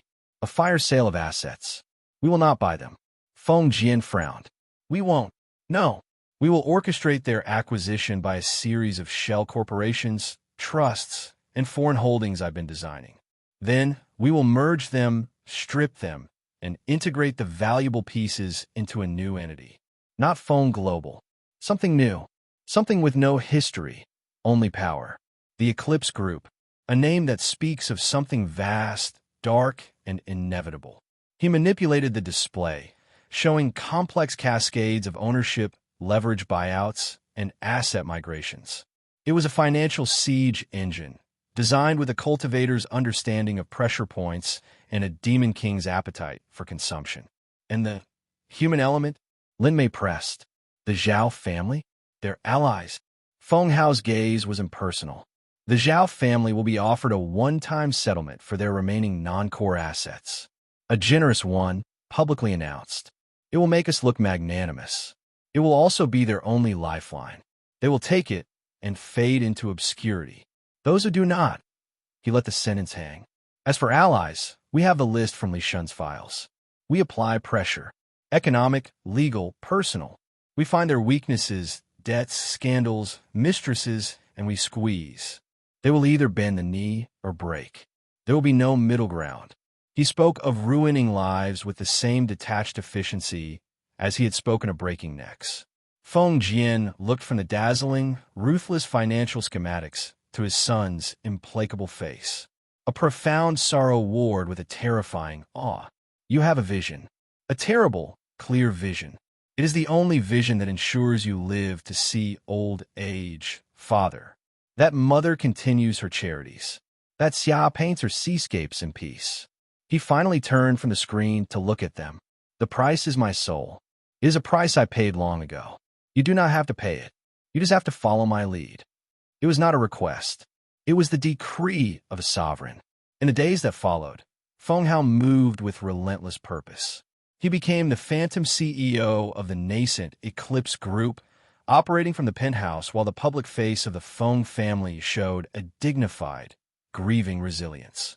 He dispatched his small cadre of loyalists, now utterly fanatical after witnessing his power, on delicate missions, retrieving documents, applying discreet threats, installing surveillance. He also continued the 9 hells forging. The third hell, the crucible of marrow and nerve.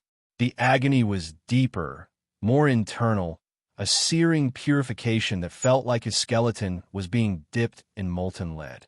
But each session made him stronger, faster, his senses sharper. He could now hear conversations through 2 closed doors. He could see in near total darkness. He began practicing with weapons. Not guns, but blades, staves, even simple tools, adapting the forms of the Shatter Mountain Fist and Ghost Step Shadow to incorporate them. 1 week after the yacht, he received a report from Old Wang. One of Zhao Kuo's staunchest allies, a media baron named Silas Thorne who had been preparing a smear campaign, had been found in his home study. Not dead, but his right hand, the one he used to sign contracts and type incendiary editorials, had been utterly pulverized, every bone crushed to powder inside unbroken skin. A single jade hairpin, identical to Lin Mei's, lay on his desk. No fingerprints, no witnesses. The message was received. Thorne's media empire suddenly became very supportive of the Feng family's brave stand against corporate terrorism. This was Feng Hao's new calculus. Maximum effect, minimum visible effort. Psychological warfare married to precise, undeniable violence. The legal proceedings were a foregone conclusion. The evidence was overwhelming. The Feng family was cleared of any wrongdoing. Li Shun was declared mentally incompetent and remanded to a high-security psychiatric facility. His constant, babbling about dark water and the king from the deep was dismissed as the ravings of a guilt-shattered mind. A month after the massacre, Feng Hao judged the time right for the next phase. He summoned his family to the study. Xiao was there, quieter, more watchful. She had stopped painting seascapes. The Eclipse Group is ready for its first acquisition, he announced. The Zhao family has accepted our terms. The public narrative is one of our benevolence. Privately, the other vultures have been discouraged. He didn't elaborate. They could guess. But we have a new problem. What problem? Feng Jian asked. He had aged, but a new hardness was in his eyes. He was learning his son's language. The triads, Feng Hao said bluntly. Zhao Kui used them for logistical support, weapons smuggling, money laundering through Macau casinos. With him gone and their investments in his scheme lost, they see a power vacuum. They see us as vulnerable. They have made inquiries. A protection offer. Lin Mei's lips thinned. More violence. The only language they understand, Feng Hao said. Negotiation is a sign of weakness. We must respond in a way that ends their interest in us permanently. How? Xia asked, her voice small. Feng Hao looked at her. By visiting their kingpin, Lao Shi, in his own fortress, and leaving a message he cannot ignore. You can't go alone, Feng Jian protested. Alone is precisely how I must go, Feng Hao countered. An army invites a war. A single man, if he is the right man, could be a natural disaster. I will go to the Golden Phoenix Casino in Macau. I will sit at Lao Shi's table, and I will explain the new rules. The plan was insanity. The Golden Phoenix was a labyrinthine fortress, guarded by dozens of hardened killers, a nexus of triad power in the region. Feng Hao saw the fear in their eyes, not just for him, but of him, of this path of endless conflict. He felt a distant pang, an echo from the soft boy he had been. He quashed it. This is the world we live in now, he said, his voice final. I will return by dawn. The Golden Phoenix was a gaudy monument to avarice, a blaze of light and sound on the Macau waterfront. Feng Hao entered not in his black suit, but in simple, dark trousers and a sleeveless shirt that showed the lean, corded muscle of his hell-forged arms and the faint, silvery scar from the bullet graze. He looked like a dangerous athlete, not a billionaire heir. He was immediately identified, of course. Whispers followed him. The heir to the Feng fortune, the survivor of the red yacht. A juicy target. He made no request. He simply walked through the crowded casino floor, his senses mapping exits, guard positions, camera blind spots. He moved with an aura of such unshakable purpose that the crowd parted for him without understanding why. He reached the velvet rope before the private high-stakes suites. Two massive guards, their suits straining over muscular frames, blocked his way. Private area, friend, one grunted in Cantonese. I have an appointment with Lao Shi, Feng Hao replied in flawless, archaic Mandarin, the tongue of emperors and ancient cultivators. The guard smirked. He didn't mention it. He will, Feng Hao said, and then he moved. It was not a fight. It was a demonstration. He didn't punch or kick. As the first guard reached for him, Feng Hao's hand shot out, fingers like steel probes, striking specific nerve clusters on the man's wrist, elbow, and shoulder in a sequence faster than the eye could follow. The guard's entire arm went limp, dead weight. Before the shock could register, Feng Hao did the same to the other guard's leg, a precise strike to a point on the thigh that caused the muscle to seize and collapse. Both men dropped, not unconscious, but bewildered and incapacitated, their bodies betraying them. Feng Hao stepped over the rope. Alarms were surely sounding in silent rooms. He walked down a plush corridor towards the largest suite. Doors opened ahead of him. More guards emerged, these ones armed with pistols. Stop right there, one yelled. Feng Hao didn't stop. He accelerated. The ghost-step shadow made him a flickering target. He closed the distance before they could aim properly. His hands were blurs, disarming strikes that shattered wrists, redirected weapons. A pistol went off, the bullet burying itself in the ceiling. Feng Hao took the gun, broke it over his knee, and used the two pieces as impromptu brass knuckles, driving them into temples and throats. Men fell around him like wheat before a scythe. He reached the double doors of the main suite. He didn't knock. He kicked them in, the solid wood splintering around the lock. Inside was a scene of opulent depravity. Lao Shi, a wiry man in his 60s with a dragon tattoo coiling up his neck, sat at a baccarat table, surrounded by bodyguards and beautiful women. The guards immediately drew guns, forming a wall between Feng Hao and their boss. Lao Shi didn't look alarmed. He looked intrigued. He took a long drag from a cigar. Feng Hao, the ghost of the red yacht. You have expensive manners. I have a message, Feng Hao said, his voice calm amidst the aimed weapons. Your inquiries are unwelcome.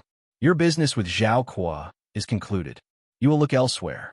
Lao Shi laughed, a dry, rasping sound. Or what? You will kill us all? You are one man. A fast one, I grant you. But one man is enough, Feng Hao said.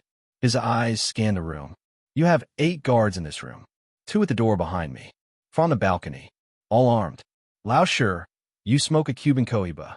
The woman to your left is wearing a wire. The man to your right has a knife in his sleeve and is thinking of using the chaos to make a move on you for the Beijing franchise. A frozen silence. The woman flinched. The man with the knife went pale. The guards shifted uneasily. How could he know all that? My family is under my protection. Feng Hao continued, taking a step forward. The guards tensed, but didn't fire, awaiting Lao Shi's order. To threaten them is to invite a calamity. Not a war. A calamity. I will not fight your army. I will simply visit you. In your bed. At your mistress's apartment. In the back of your armored car. I will turn your world into a hunting ground, and you will be the prey. There will be no negotiation, no ransom, no terms. Only your head on a spike outside this casino as a warning to the next fool. He said it with such absolute, chilling certainty that even the hardened triad boss felt a worm of fear in his gut. This was not bluster. This was a statement of fact. You are just a boy. Lao Shi tried, but his voice lacked its earlier conviction. Feng Hao's smile was a slit in stone. I am older than you can imagine, and I have killed things that would shatter your mind to behold. You are a mosquito. I am letting you live. Do not make me reconsider. He turned his back on Lao Shi, an act of inconceivable arrogance and power. He walked towards the shattered doors, presenting his back to a room full of killers. No one moved. No one breathed. Lao Shi stared at the retreating figure, the cigar forgotten in his fingers.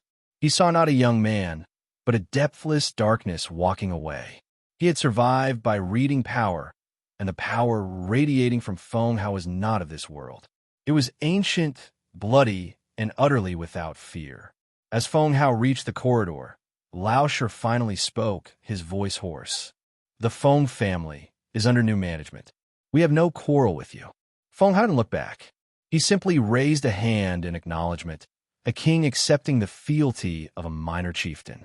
He walked out of the Golden Phoenix as quietly as he had entered, leaving behind a room of stunned, terrified people and a triad boss who would, from that night forward, cross the street to avoid the mere mention of the Feng name. The message was delivered, not with a battle, but with a demonstration of absolute, terrifying dominance. The ruthless calculus of blood and steel had balanced another equation. Under the cold light of the rising moon, Feng Hao looked at his hands, clean of blood this time, but no less stained. This was his path now. The protector as predator. The king of a shadow empire, built on the ruins of his past and the bones of his enemies. There was no going back, and he found, in the hollow place where his heart had once been, a grim sort of satisfaction. This was a cultivation he understood. The cultivation of fear. The cultivation of power. And he was just getting started. Chapter 5. Not salvation, but retribution. The penthouse, once a sanctuary of light and luxury, had become the command center of a quiet revolution. A month had passed since the night at the Golden Phoenix. The public story had solidified. The Feng family, victims of a vicious corporate piracy plot, were resilient heroes, rebuilding. The Eclipse Group's first acquisitions were framed as a savvy, stabilizing force in a tumultuous market. Inside, the reality was starker, colder. Feng Hao stood in a room that had been converted into a tactical operations center. One wall was a seamless LED display, streaming financial data, news feeds, and maps with subtle markers indicating the assets and movements of potential rivals. Another showed security feeds from their global properties. It was the nerve center of the fortress he was building, a blend of cutting-edge technology and the ancient, predatory awareness of a demon king. His body had completed the third hell forging. He now moved with an economy that was unnerving, every motion optimized, devoid of waste. He could hear the heartbeat of a person in the next room. He could taste the chemical composition of the air. The meager chi of Earth was a thin gruel, but he had learned to extract every possible drop, cycling it through his refined meridians to nourish the phantom demon core within him. He was, for this world, a creature of myth, a god of vengeance trapped in mortal flesh, patiently building a throne worthy of his will. The door hissed open. Xia entered, no longer in the party dresses of before, but in dark, practical trousers and a sweater.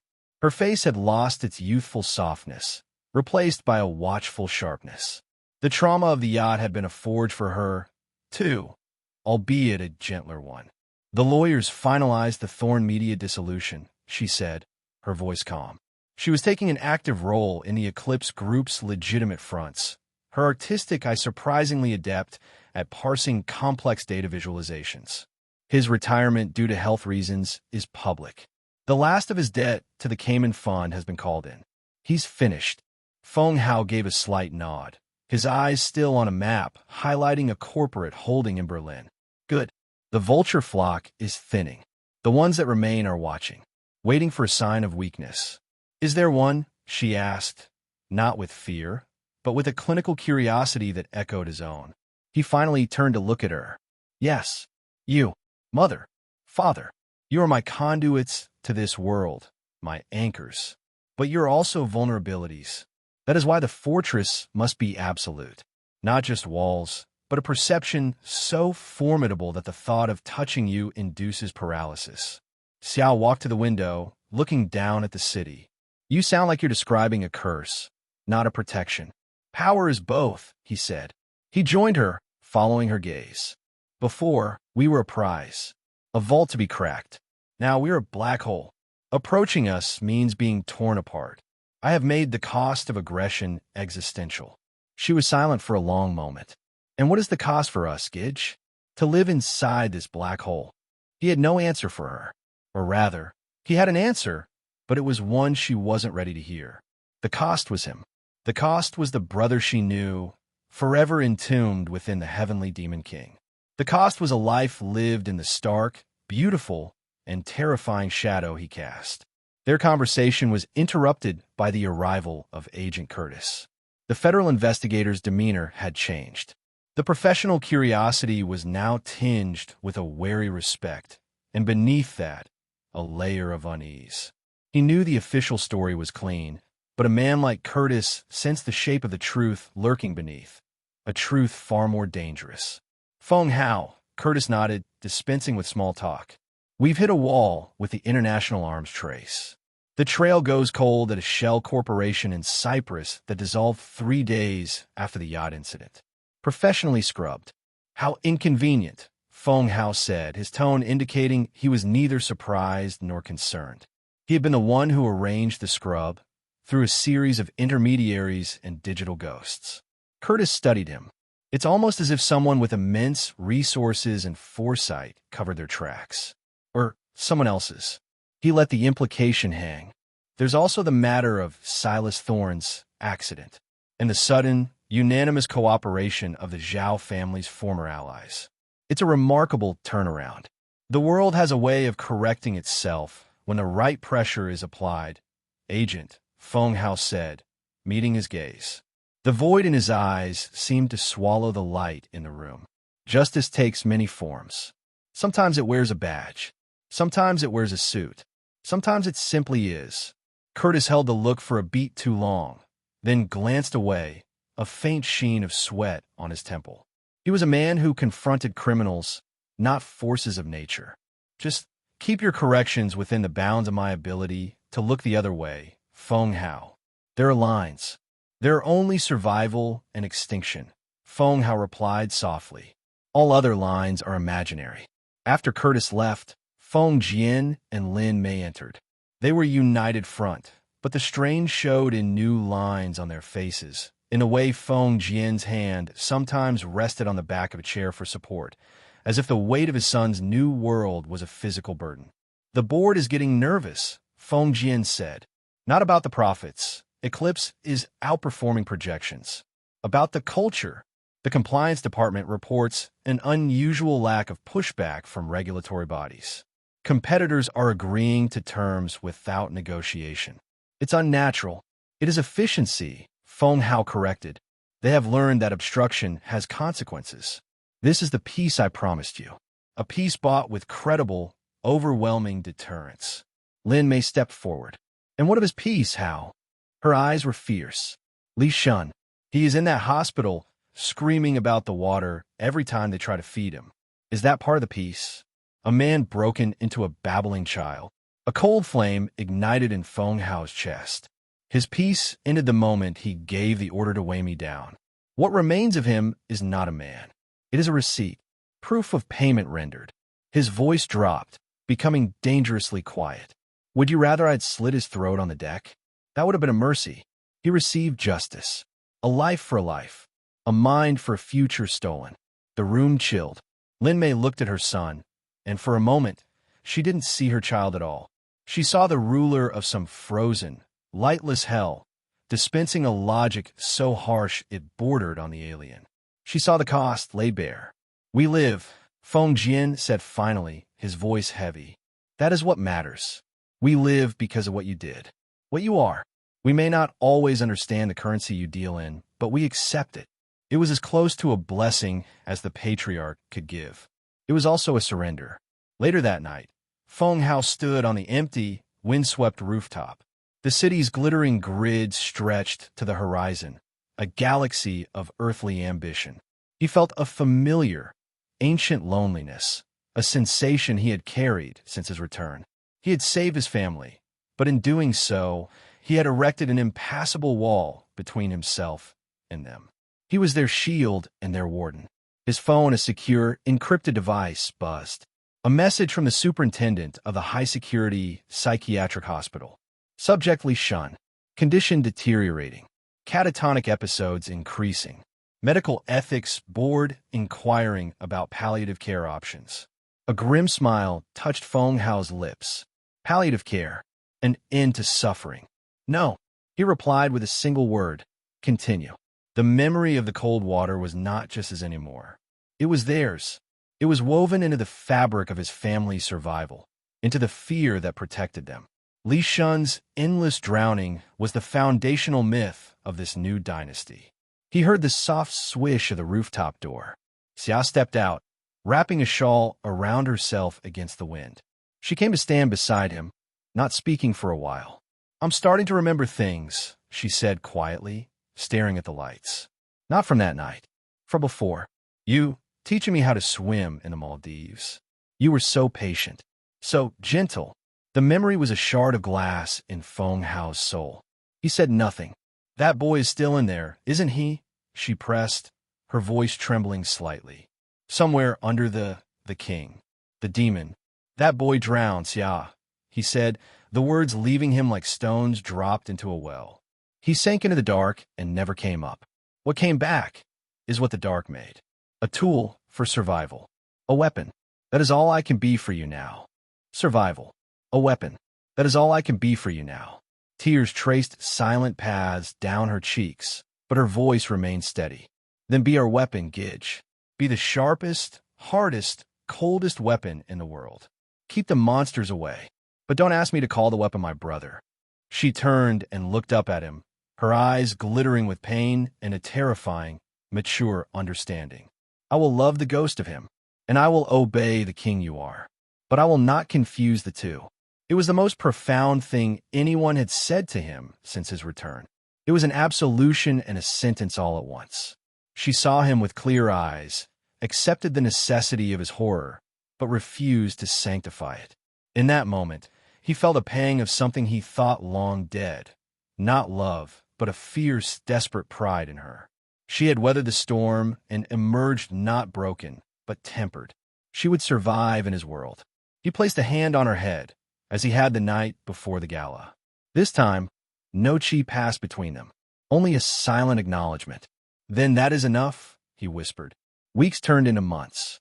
The eclipse group grew, a silent leviathan swallowing smaller fish, its expansion seemingly frictionless. The Feng resurgence was the business story of the decade. The family made public appearances, philanthropic, dignified, a united front.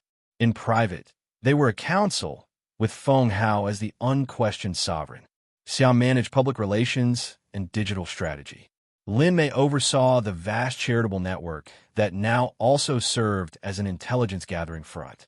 Feng Jian was the respected face, the bridge to the old world, though his decisions were always subtly guided by his son's chillingly accurate strategic forecasts. One evening, Feng Hao received a final report. a remaining Zhao ally, a political figure in Southeast Asia who had been attempting to launch an international investigation into excessive force, had been found dead in his home. Not assassinated. It appeared to be a sudden, massive cerebral hemorrhage. The man's personal journal, leaked online, revealed a lifetime of corruption and a recently diagnosed terminal brain condition. A tragic, natural end. Feng Hao closed the file. He had not ordered a hit. He had simply had a dossier of the man's medical records, obtained through a hacked clinic, delivered to him anonymously. The stress of seeing his darkest secrets laid bare, combined with the knowledge that the enemy he was provoking knew even his body's failings, had been enough. The mind had killed the body.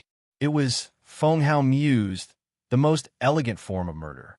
The war was over, not with a bang, but with a series of silent, surgical excisions.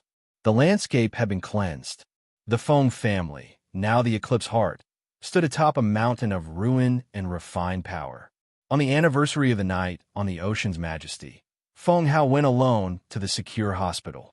He stood outside Li Shun's cell, watching through one-way glass. The man was a husk.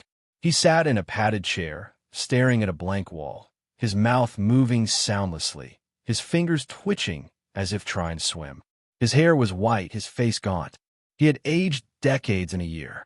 The eternal echo, even in its fragmented form, had consumed him. He lived in a perpetual, silent scream at the bottom of the sea. A doctor stood beside Feng Hao. There's no cognition left, just reflexive terror. It's a kindness to consider ending it. Feng Hao watched a little longer. He felt no hatred, no satisfaction, only the cold assessment of a craftsman reviewing a completed piece. The punishment was perfect. It was absolute. It was, in its own way, a masterpiece of retribution. No, Feng Hao said, let the lesson continue, for anyone who might need to learn it. He turned and walked away, the doctor staring after him with undisguised dread. That night, the family had a quiet dinner in the penthouse. No staff, just the four of them. The conversation was stilted, normalcy a costume that no longer fit. But there was a fragile stability to it. As they finished, Feng Hao spoke. The consolidation is complete. The threats are neutralized. The fortress is built. You are safe. It was a declaration of victory, but it sounded like an epitaph. Feng Jian nodded slowly. What now, son? For you. Feng Hao looked out at the night, at the kingdom he had carved from blood and fear. Now I cultivate this new realm.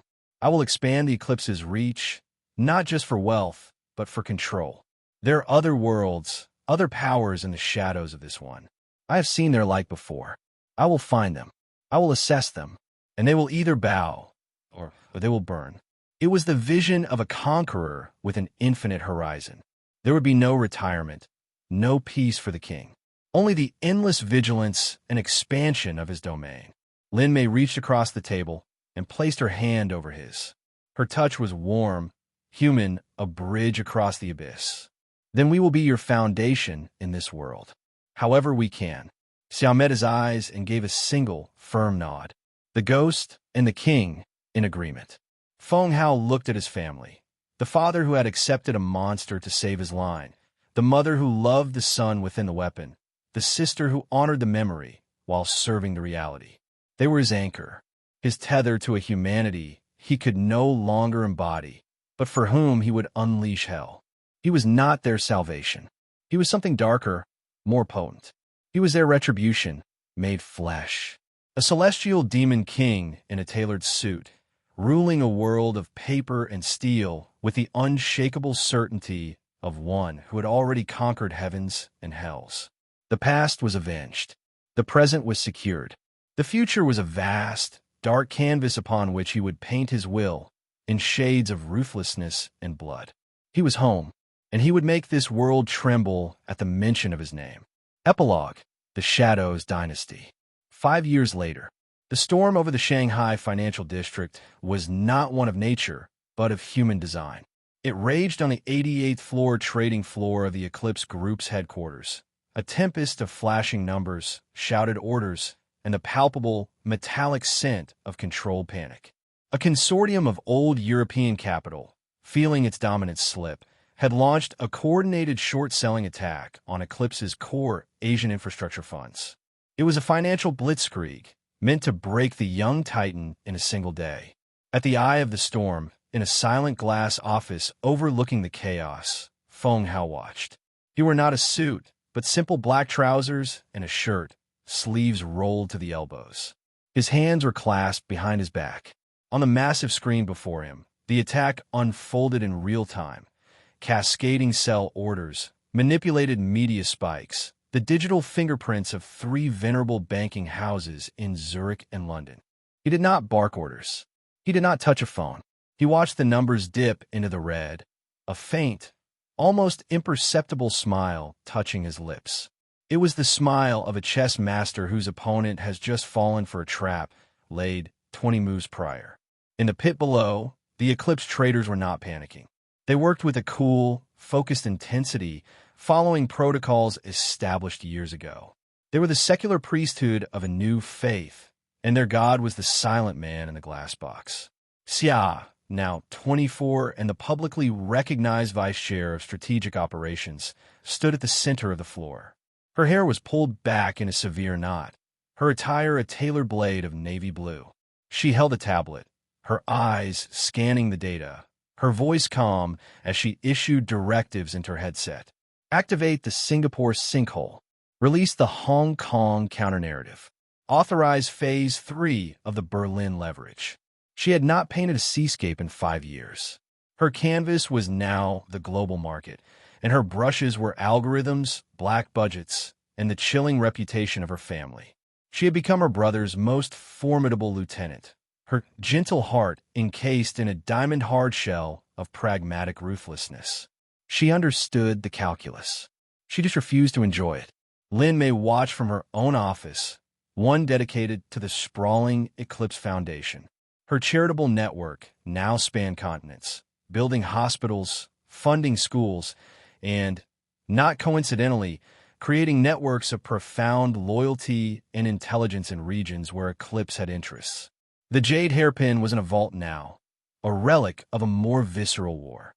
Her weapons were scholarships, medicine, and the carefully curated image of the benevolent. Matriarch, she was the velvet glove over the family's iron fist, and she wielded her influence with the precision of a surgeon. Feng Tian, the chairman in name, was in Berlin, finalizing a partnership that would give Eclipse controlling interest in a chain of next-generation semiconductor foundries. The deal had been stalled for months by political concerns.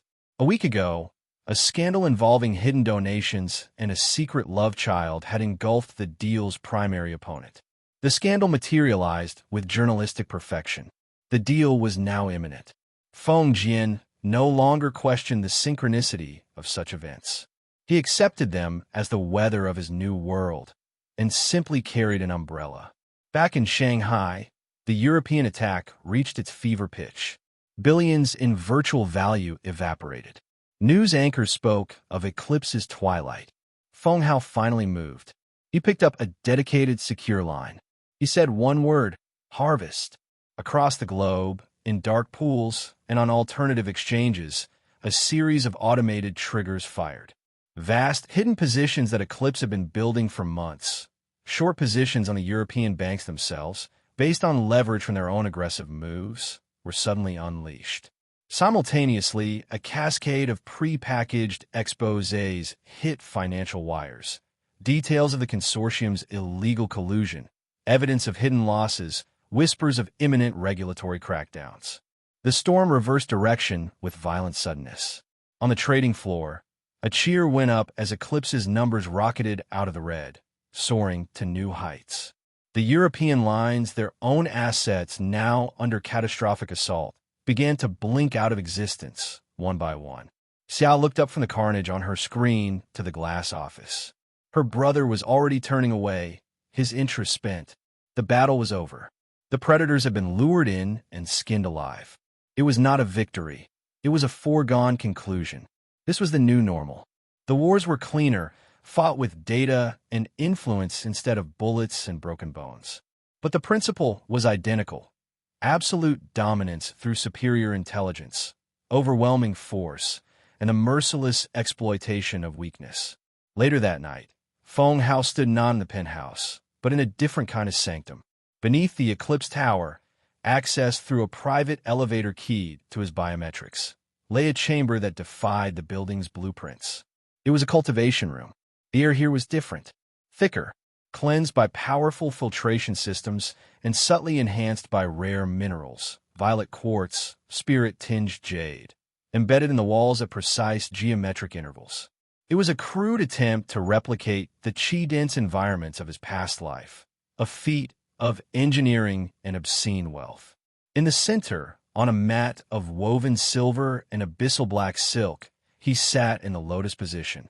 5 years of relentless, agonizing practice with the 9 hells forging scripture in a chi-barren world had yielded slow, hard-won gains. He had forced his body through the 4th and 5th hells, the torment of the burning meridians and the frostbite of the soul's sea. Each breakthrough had been a days-long ordeal of transcendent pain, leaving him bedridden and feverish, his mortal frame protesting the cosmic pressures he subjected it to. But the results were undeniable. He was no longer just a peak human. He had transcended. His physical strength was such that he could crumple a car's engine block with his hands. His speed allowed him to move as a blur to the naked eye. He could consciously slow his heart rate to near stillness, enter a state of suspended animation, or accelerate his healing to seal minor wounds in hours. His senses were so acute, he could track a single person by the scent of their shampoo across a crowded city block. Most importantly, his demon core, once a guttering ember, was now a steady, cold flame the size of a walnut within his dantian. It produced a continuous, trickling stream of true demonic chi. It was a pittance compared to the oceans of power he once commanded, but in this barren world, it was a nuclear reactor compared to candles. He was, for all intents and purposes, the first and only true cultivator on Earth. A low-level foundation establishment, demonic cultivator in a world of mortals. A god walking incognito. He opened his eyes, the obsidian depths shimmering with captured light from the crystalline arrays. He exhaled, and a stream of grayish vapor, the impurities of the city's air extracted and expelled, hissed from his lips. His peace was interrupted by a soft chime. A security alert, priority 1. Not from the corporate systems. From the deep monitor, a system he had built to scan for anomalies, energy signatures, spatial distortions, patterns that matched cultivation world phenomena. The alert pointed to a remote region of the Qinghai Tibet Plateau. Satellite imagery showed a localized, unseasonal blizzard forming over a valley with no meteorological cause. Thermal scans indicated a cold spot dozens of degrees below the surrounding area. And there were whispers from the Eclipse Foundation's anthropological teams in the region of strange lights and a singing glacier. A familiar, old thrill, cold and sharp, shot through him. It was not the crude violence of triads or the elegant brutality of finance. This was a signature, a tear, a whisper from his world. He rose, his movements silent. He had known, in the quiet hours, that his past would not stay buried. The multiverse was a tangled web, and a soul as potent as his, performing a ritual as reality-wrenching as the shattered epic, would have left echoes, ripples, perhaps even a beacon. He ascended to the penthouse. His family was in the living room, a rare moment of unscripted quiet. Xiao was reading a financial periodical. Lin Mei was reviewing foundation proposals. Feng Jian was nursing a whiskey, staring at the city lights. Feng Hao entered, and the atmosphere shifted. He was the still, dark center around which their world turned. "I have to go away for a time," he said, without preamble. 3 pairs of eyes lifted to him. They saw the change in him immediately. The casual, controlled menace of the CEO was gone, replaced by the ancient, focused intensity of the heavenly demon king. It was a persona he had largely shelved for their comfort. Its return was ominous. "Where?" Feng Jian asked, his voice tight. "The Himalayas. An anomaly. It may be nothing. It may be a thread from my previous life." Lin Mei went very still. "Danger? Unknown. But if it is what I suspect, It is a danger only I can confront. He looked at Xia. You will manage eclipse in my absence. You are ready. The protocols are in place. Xia nodded, her face pale but set. She had long since stopped asking him to be careful. How long? As long as it takes. He walked to the window, his back to them. This world is secure. You are protected. The fortress is impregnable to mortal designs. But there are other dimensions, other laws. I have made us kings of this mountain. I must now ensure no one descends from a higher one.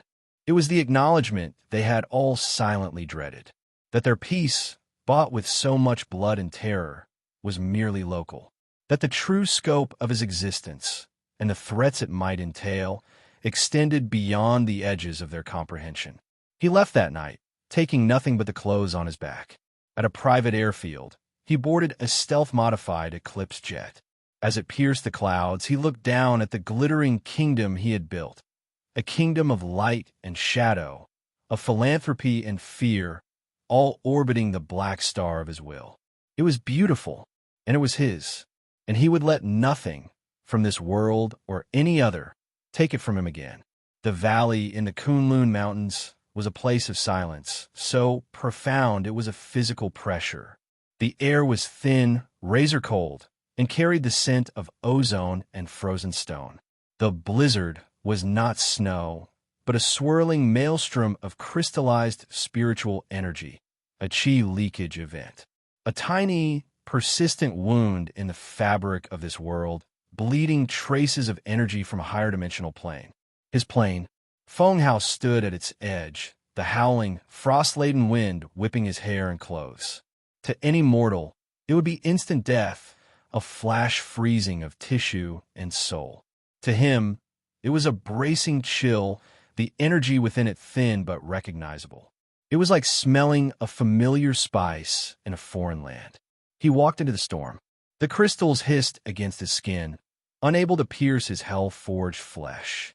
He followed the gradient of energy, the pull on his demon core, deeper into the white void. After an hour, he found the source. It was not a rift, not a gateway. It was a seed, a knot of crystallized space-time, about the size of a human head, hovering a foot above the frozen ground. It pulsed with a soft, dangerous light, spinning slowly. From it, the aberrant weather bled, and around it, the very geometry of the valley was subtly wrong.